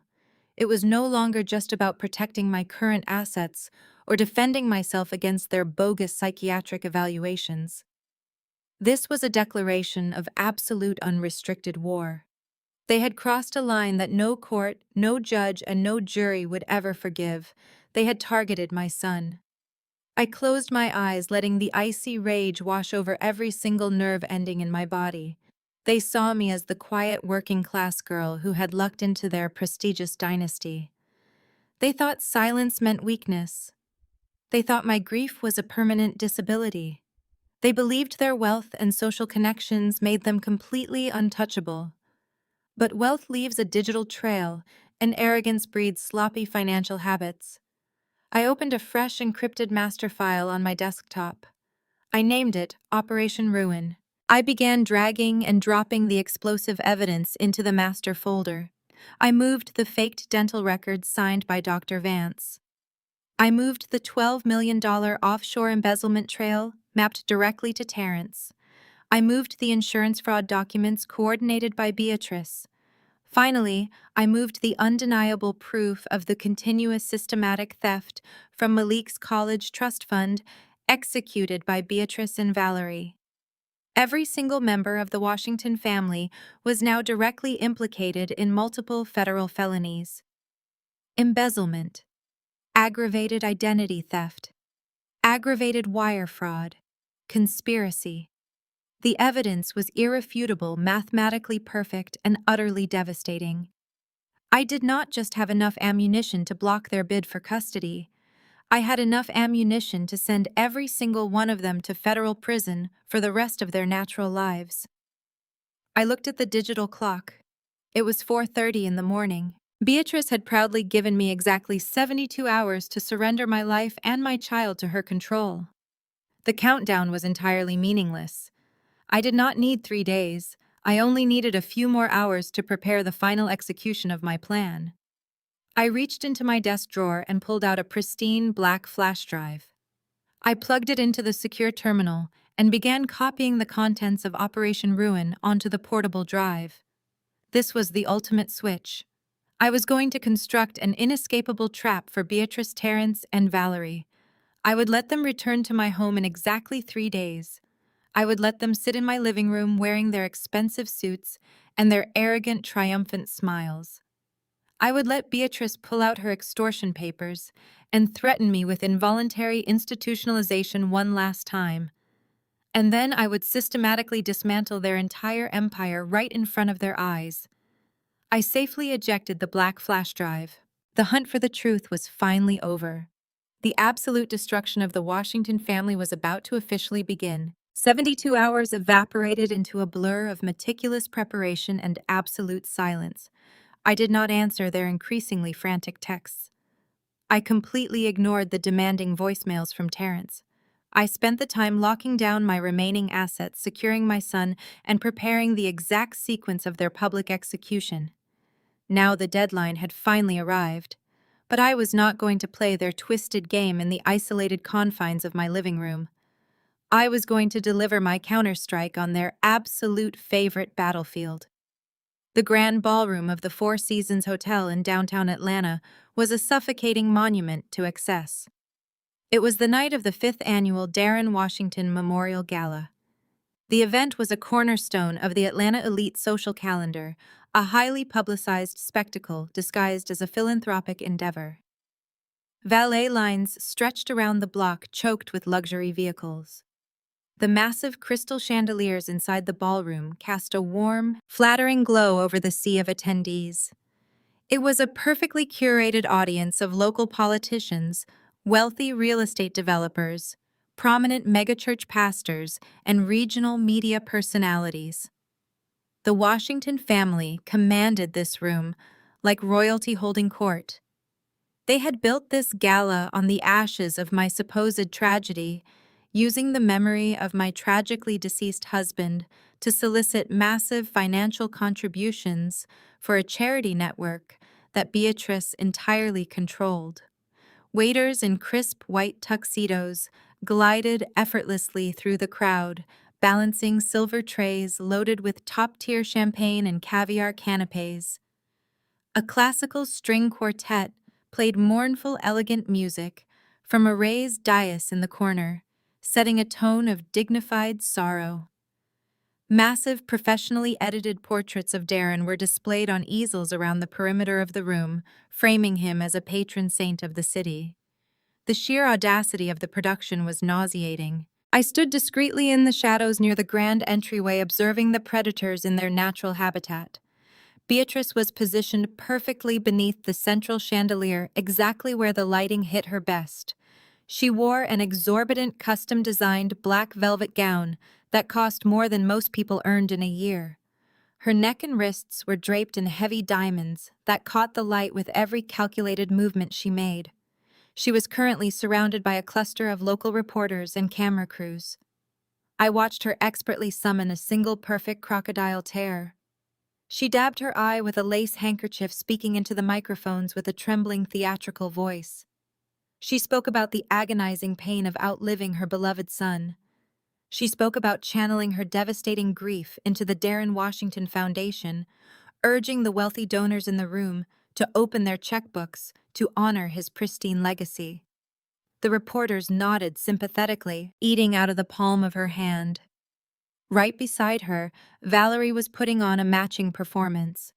Valerie wore a backless emerald silk gown, her hair styled in an intricate updo. She was holding the arm of a prominent city councilman, recounting the heartbreaking story of how much her brother loved the community. Between the fake sighs and dramatic pauses, Valerie seamlessly directed the councilman toward the silent auction tables, urging him to bid on expensive luxury vacations to benefit the charity. The hypocrisy was so thick it practically choked the air. These two women were standing under a banner bearing the name of a man they knew was perfectly alive. They were soliciting hundreds of thousands of dollars in charitable donations while actively draining the college fund of that man's 8-year-old son to pay for his tropical cocktails. They were wearing dresses financed by systemic embezzlement and wire fraud. They were not mourning a lost son and brother. They were celebrating a highly lucrative, entirely successful financial scam. Every tear they shed was an absolute insult to the very concept of human decency. A few yards away, Terrence was aggressively working the room. He wore a tailored tuxedo, shaking hands and clapping wealthy investors on the back. He played the role of the strong, resilient brother, carrying the heavy burden of the Washington family legacy. I watched him smoothly corner a group of private equity managers, leaning in close with a conspiratorial smile. He was likely pitching them on some new, highly leveraged commercial real estate venture, using the emotional atmosphere of the memorial gala to soften them up for a financial shakedown. He looked so incredibly smug. He looked like a man who believed he was holding all the cards. He had no idea that I had spent the last 3 days mapping every single wire transfer he had authorized from the Cayman Islands Trust. He had no idea that the federal authorities were already going to receive an anonymous, highly encrypted data drop by midnight. He thought he was untouchable. He thought the quiet, grieving widow was currently sitting at home, trembling in fear, preparing to sign over $5 million to save her own sanity. I scanned the room one last time. The entire Washington family was fully committed to the charade. They had gathered the wealthiest, most influential people in the city to witness their manufactured grief and praise their charitable spirit. It was the perfect stage for what I was about to do. If you want to destroy a dynasty built on public perception and social status, you do not do it in the shadows. You do it under the brightest lights available.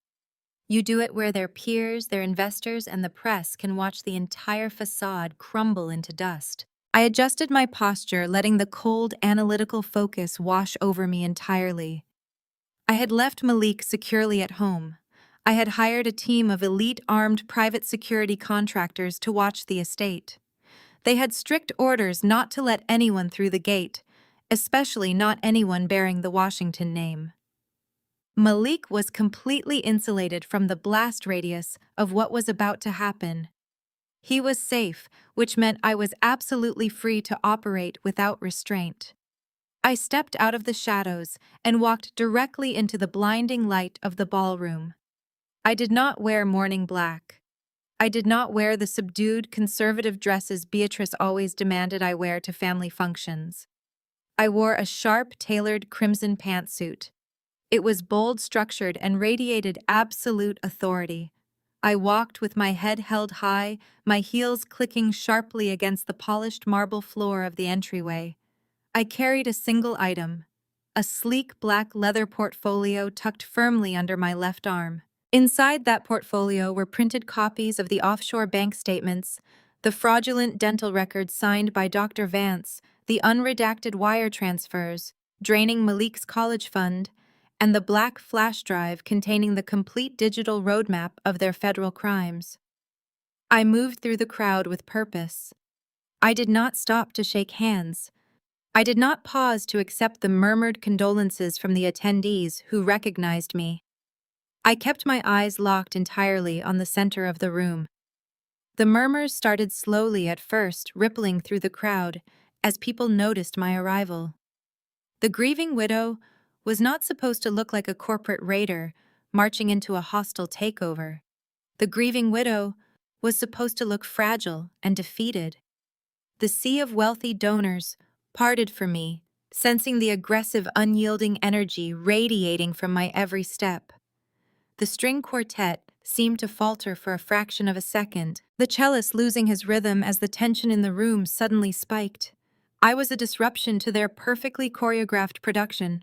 I closed the distance between the entrance and the central chandelier. Terence saw me first. He was in the middle of a sentence, his hand resting on the shoulder of an investor.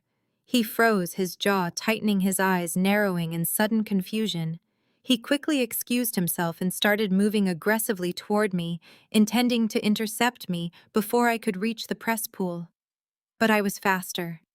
I bypassed Terence entirely, cutting sharply to the right and marching directly toward the bright camera lights. Valerie noticed me next. The color instantly drained from her face. She dropped the arm of the city councilman, her hand flying to her throat in a gesture of genuine panic.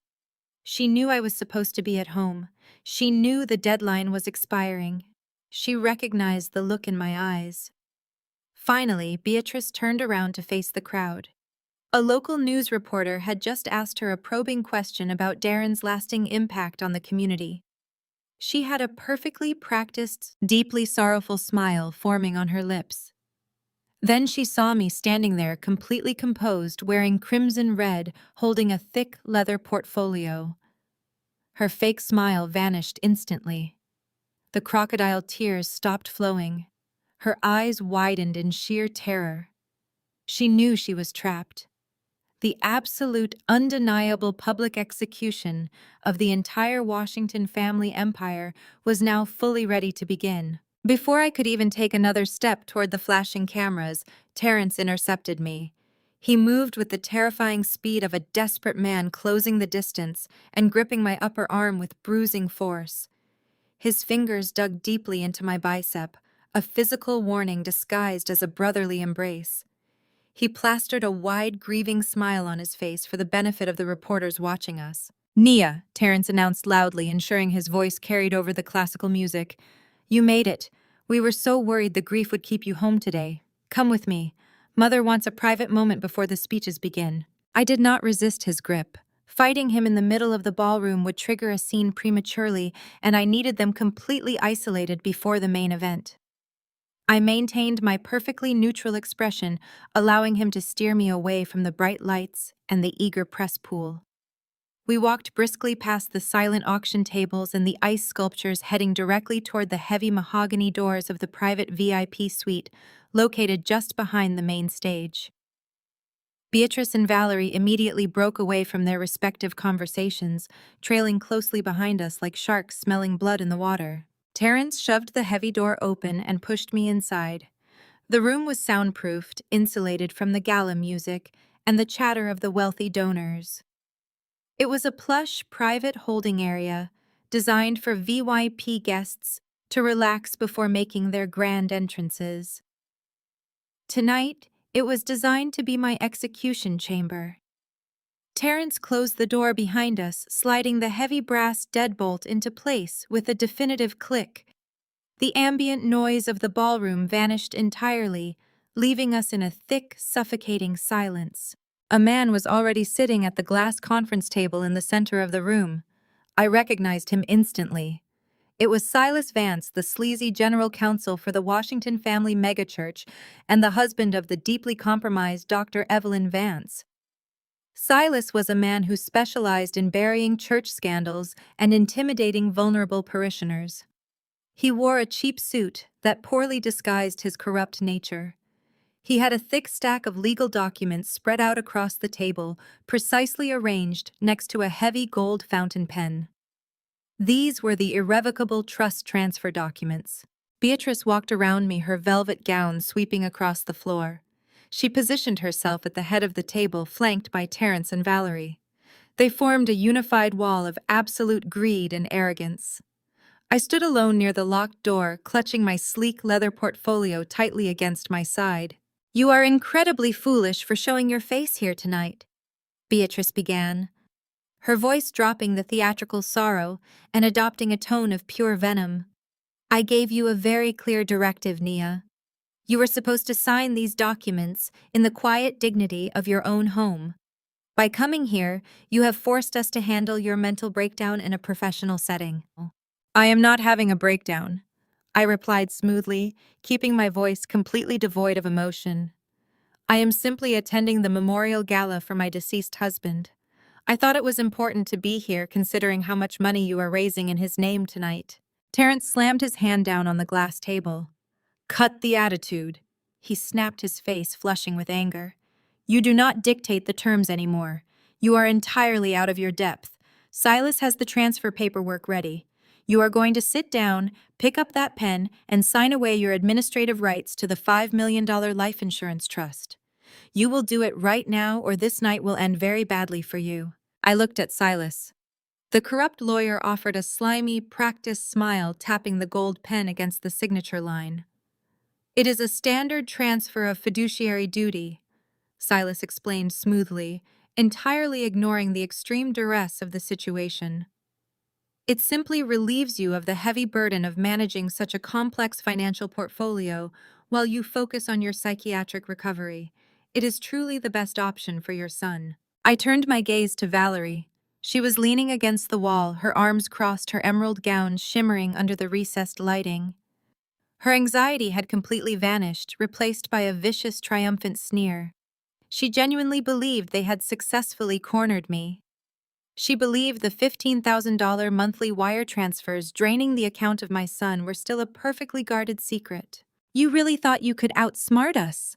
Valerie scoffed, stepping forward to invade my personal space. She looked me up and down with absolute disgust. "You have always been arrogant. You were a charity case we let into this family. You had nothing when Darren found you. We gave you the Washington name. We gave you status. We gave you a life you never could have achieved on your own. And this is how you repay us. By being difficult." She stepped closer, her expensive perfume suffocating the air around me. "Now sign the paper. Go out there and smile for the cameras like a good little widow. If you behave yourself, we might even let you visit Malik on the weekends once you get out of the hospital." The sheer audacity of her statement was breathtaking.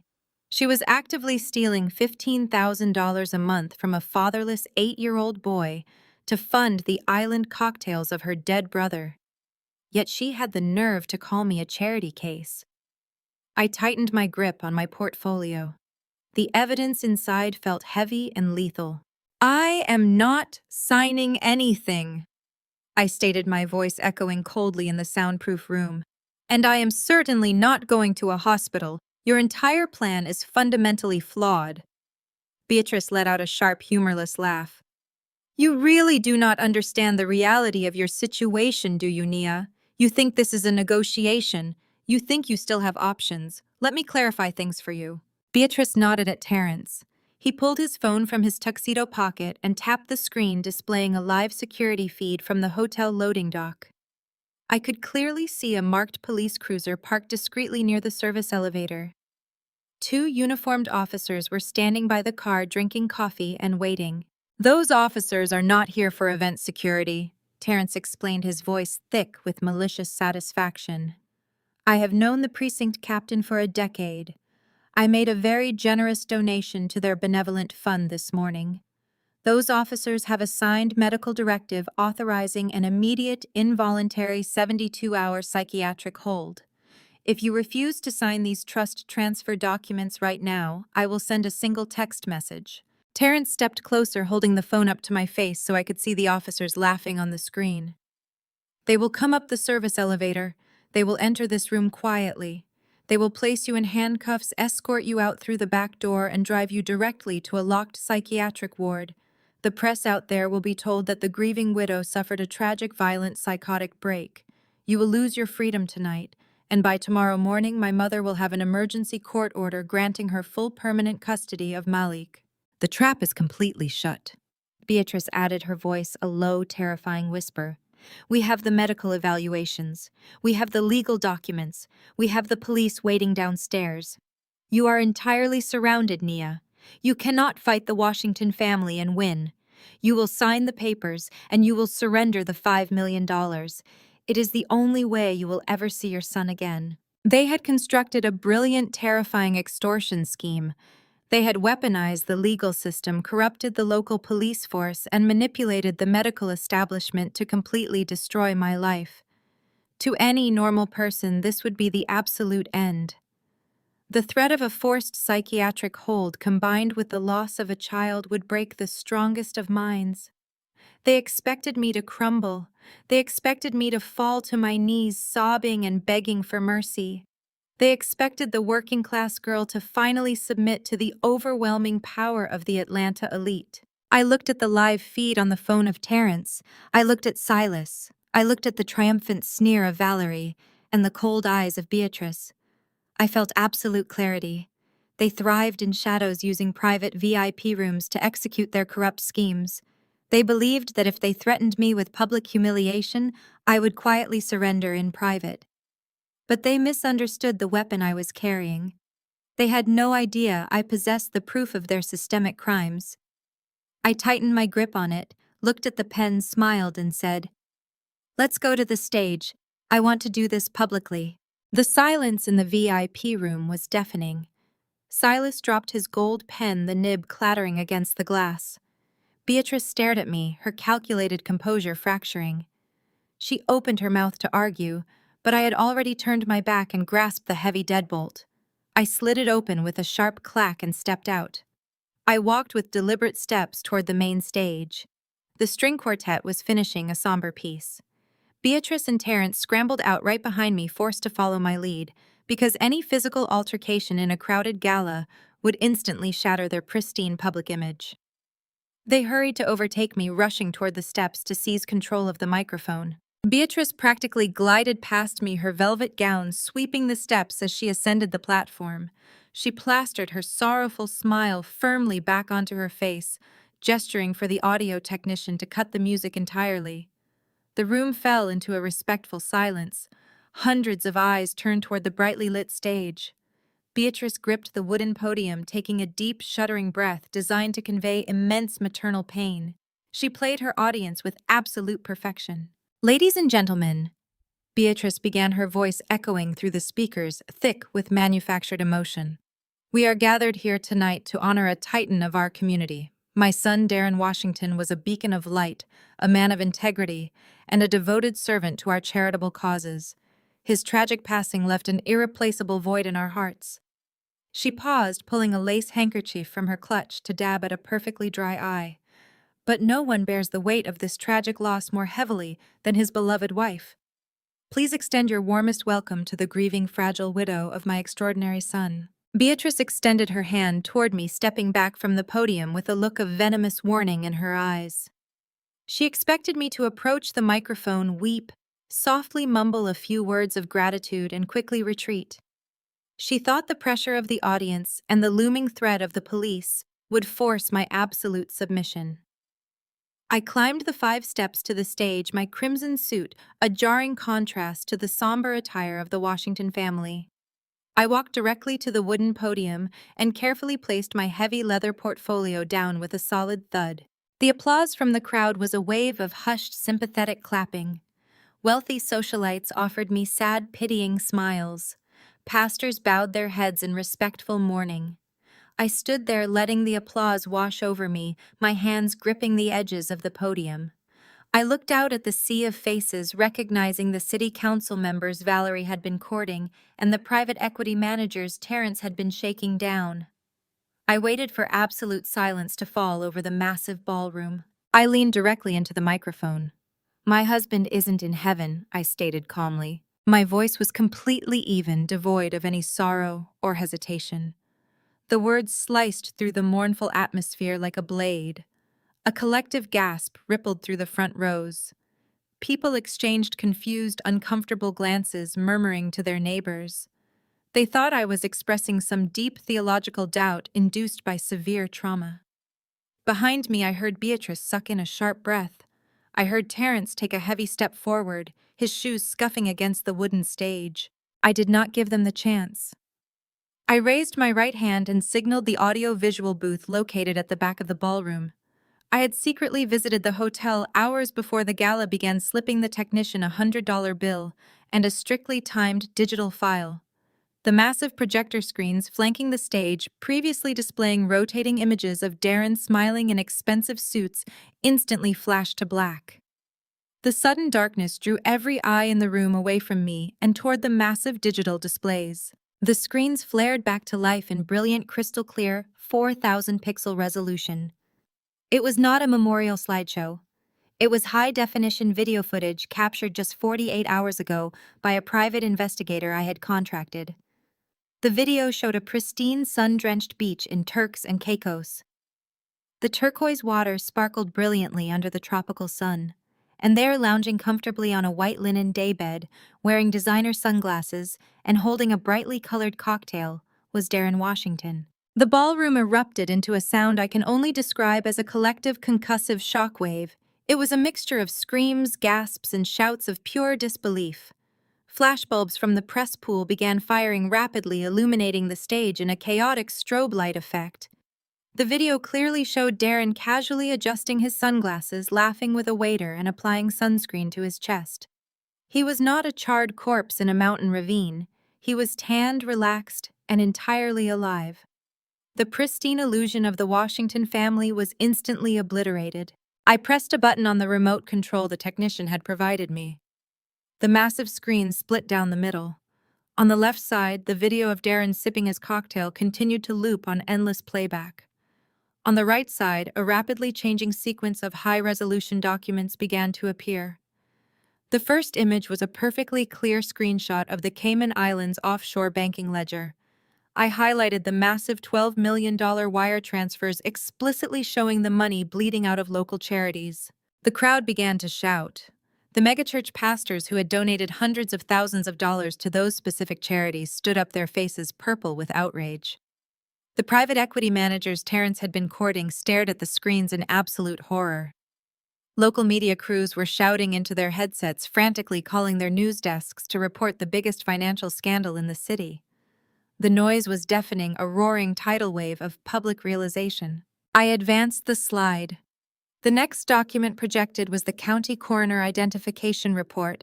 Beside it, I displayed the fraudulent dental records signed and stamped by Dr. Evelyn Vance. I used bright red digital circles to highlight the discrepancies, exposing the complete fabrication of the medical evidence. The dental charts matched a stranger, not Darren. The identification was a total, irrefutable lie. Dr. Vance was sitting in the second row. I watched her practically fall out of her chair, realizing her medical license and freedom were destroyed. I clicked the remote one final time. The screen shifted to display the most damning evidence. It was a split screen showing the internal routing numbers of Malik's College Savings Trust. Beside it were the checking account statements of Valerie Washington. The documents clearly showed $15,000 being illegally drafted from my 8-year-old son's educational fund every single month, landing in Valerie's account, and then instantly being wired to the offshore bank in the Bahamas to pay for Darren's cocktails. The outrage in the ballroom turned physical. Donors were throwing their expensive linen napkins onto the tables. People were shoving past each other, desperately trying to get closer to the stage to read the documents or sprinting toward the exit to call their lawyers.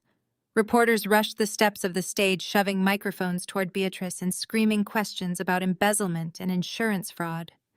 The carefully curated memorial gala had devolved into an absolute riot of screaming, panicked, furious investors. I turned away from this podium and looked at the Washington family. Beatrice gripped the heavy velvet curtain, her mouth open in a silent scream of absolute terror. Her prestigious social empire, her carefully constructed narrative of grief, her entire existence as the untouchable matriarch of Atlanta, had been incinerated in exactly 3 minutes.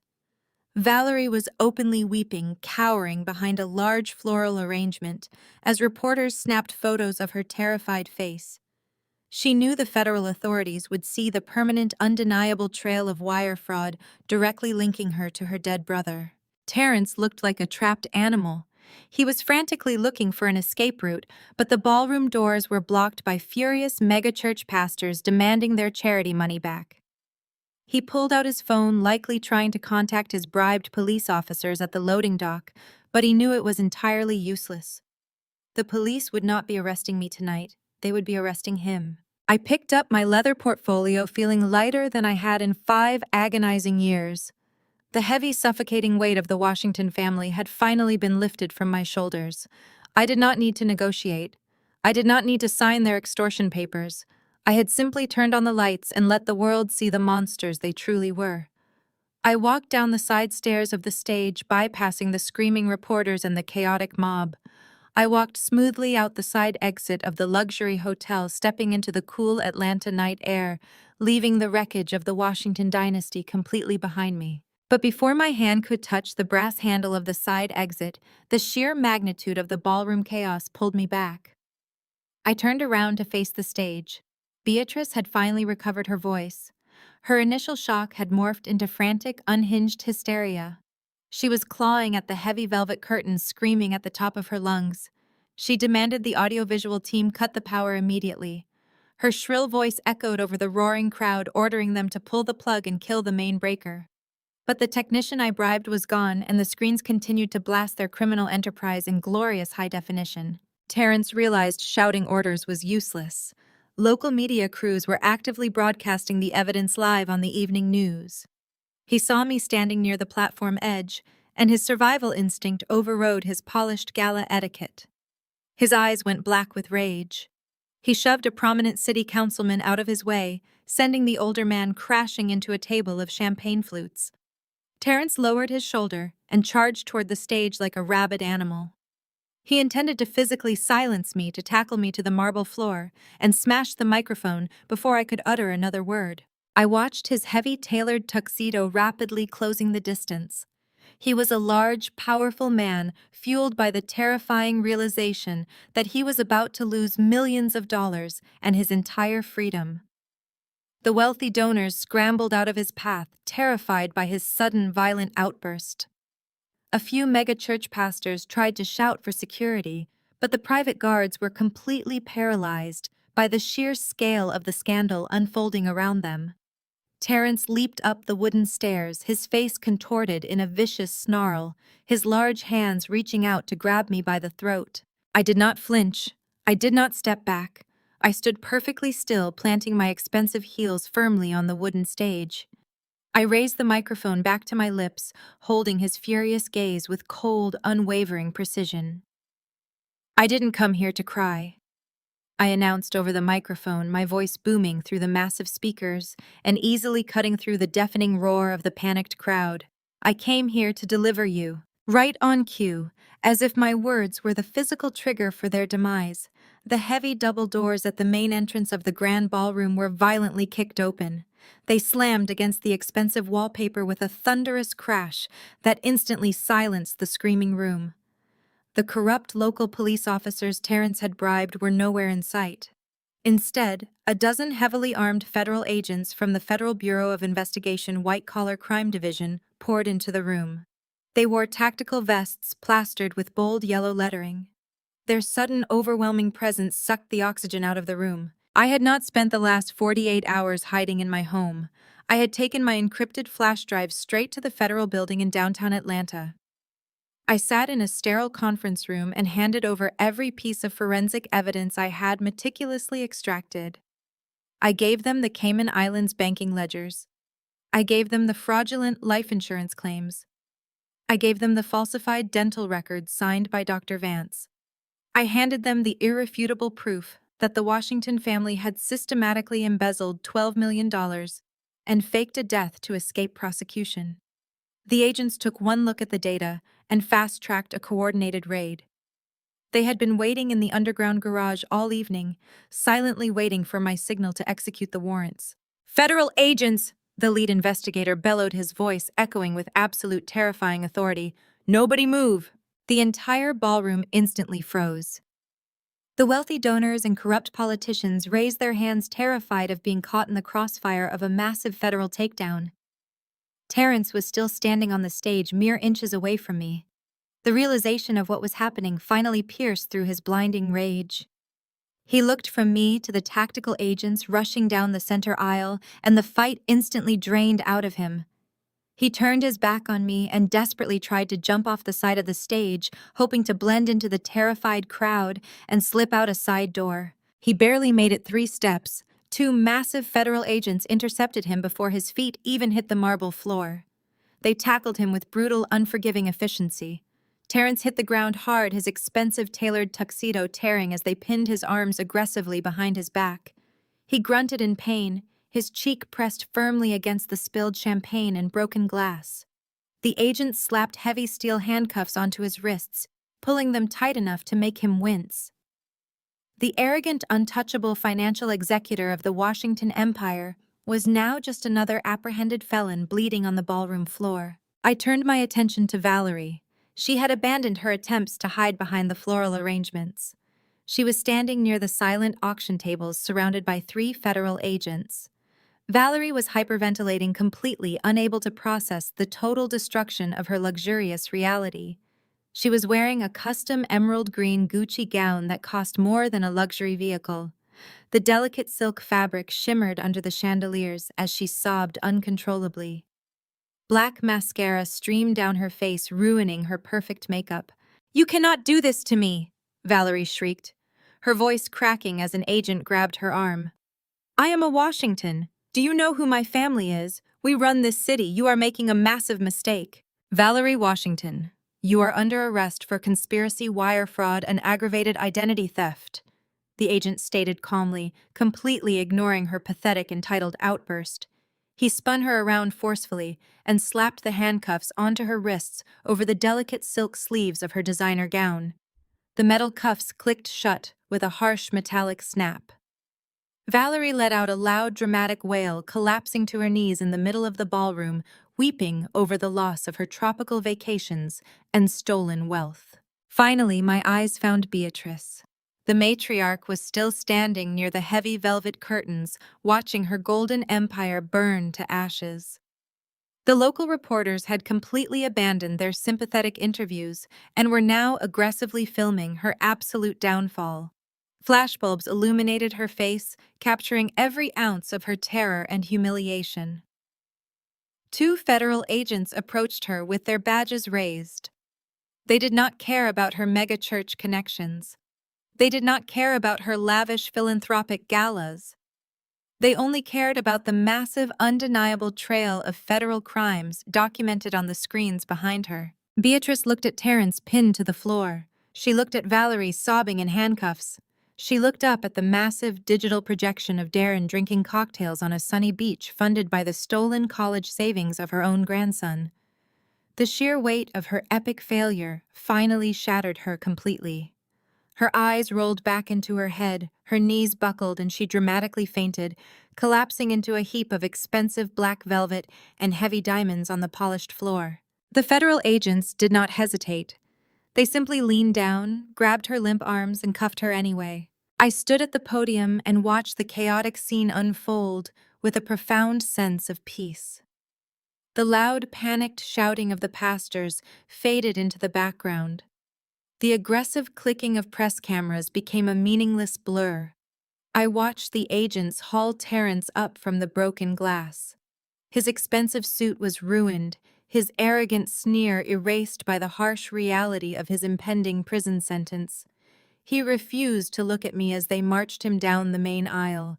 Valerie continued to scream hysterically, demanding a lawyer, but her cries were entirely ignored. The agents dragged her out of the ballroom, her Gucci gown trailing through the spilled drinks and discarded auction catalogs. Beatrice was revived by a paramedic who had accompanied the raid team. She blinked her eyes open, realizing that she was not waking up from a terrible nightmare. The cold steel biting into her wrists was entirely real. She tried to maintain her dignified posture, attempting to stand tall and project authority, but she stumbled weakly. The agents flanked her, holding her steady, as they paraded the fallen matriarch through the center of the room. The very people she had invited to witness her manufactured grief were now actively filming her humiliating arrest on their smartphones. She passed right in front of the stage. She slowly lifted her head and met my gaze one last time. There was no hatred left in her eyes, only absolute defeat. She finally understood that she had pushed the quiet, grieving widow too far. I stepped away from the wooden podium. I adjusted the lapels of my crimson pantsuit and walked calmly down the stairs. The nightmare was finally over. 6 months have passed since that spectacular collapse inside the Four Seasons Grand Ballroom. The explosive shockwave from that single night completely leveled the Washington family dynasty, leaving absolutely nothing but scorched earth in its wake. Local media covered the downfall with aggression, dissecting every detail of the fraudulent empire Beatrice had spent decades carefully constructing. The megachurch pastors scrambled to publicly distance themselves, issuing rapid press releases condemning the financial deceit while frantically attempting to salvage their own damaged reputations. The elite social circles of Atlanta immediately closed ranks, collectively erasing the Washington name from their exclusive guest lists and charity boards as if the family had never existed. The silence they left behind was peaceful. I had the space to breathe, to heal, and to rebuild the life my son deserved. The federal authorities moved with breathtaking speed. Darren did not get to enjoy his tropical paradise for long. The digital tracking data I handed over to the Federal Bureau of Investigation provided a precise roadmap straight to his luxurious beachfront hideout in the Caribbean. Interpol agents executed a highly coordinated raid on his private villa in Turks and Caicos, less than 48 hours after the gala imploded. He was handcuffed, hauled onto a secure federal transport plane, and extradited back to the United States to face justice. He is currently sitting in a maximum security facility awaiting a massive trial. The federal prosecutors have charged him with aggravated wire fraud, grand larceny, and conspiracy to fake a death to evade federal prosecution. He is facing a mandatory minimum of 30 years in federal prison. His stolen $12 million was immediately seized, stripping him of the comfortable escape hatch he thought he had secured. His loyal family suffered an equally devastating fate. The undeniable trail of digital evidence I provided left their expensive defense attorneys with absolutely no room to maneuver or negotiate favorable plea deals. Beatrice, the grand architect of the entire sociopathic conspiracy, was stripped of her glamorous gowns and heavy diamond necklaces. She is now serving a 20-year sentence in a federal correctional institution, forever separated from the high society galas she used to ruthlessly dominate. Terrence lost his lucrative corporate standing, his commercial real estate licenses, and his freedom entirely. He is locked away in a separate facility, paying the ultimate price for his arrogant financial manipulation. Valerie learned the hard way that blindly following a corrupt matriarch offers zero legal protection.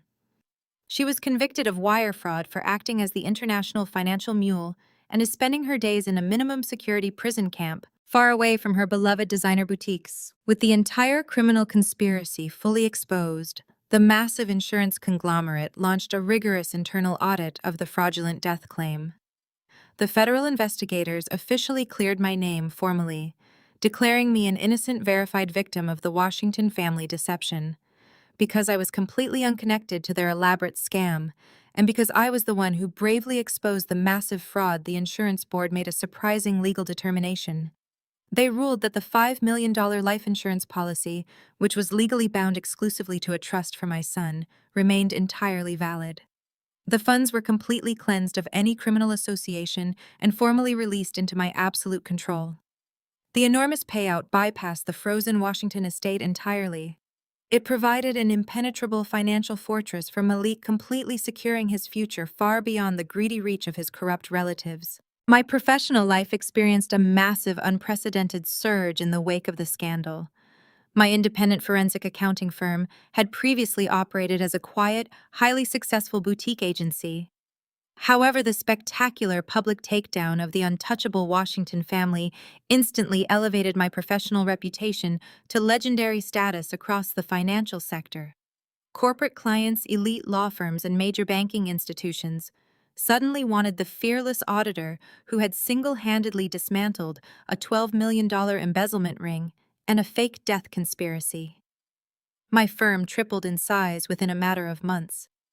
I moved our operations into a sleek, modern office suite right in the bustling financial district, hiring a team of brilliant, ruthless investigators who shared my absolute dedication to uncovering hidden financial truths. We became the apex predators of the corporate accounting world, tracking down stolen assets with the exact same cold, analytical precision I had used to destroy my former in-laws.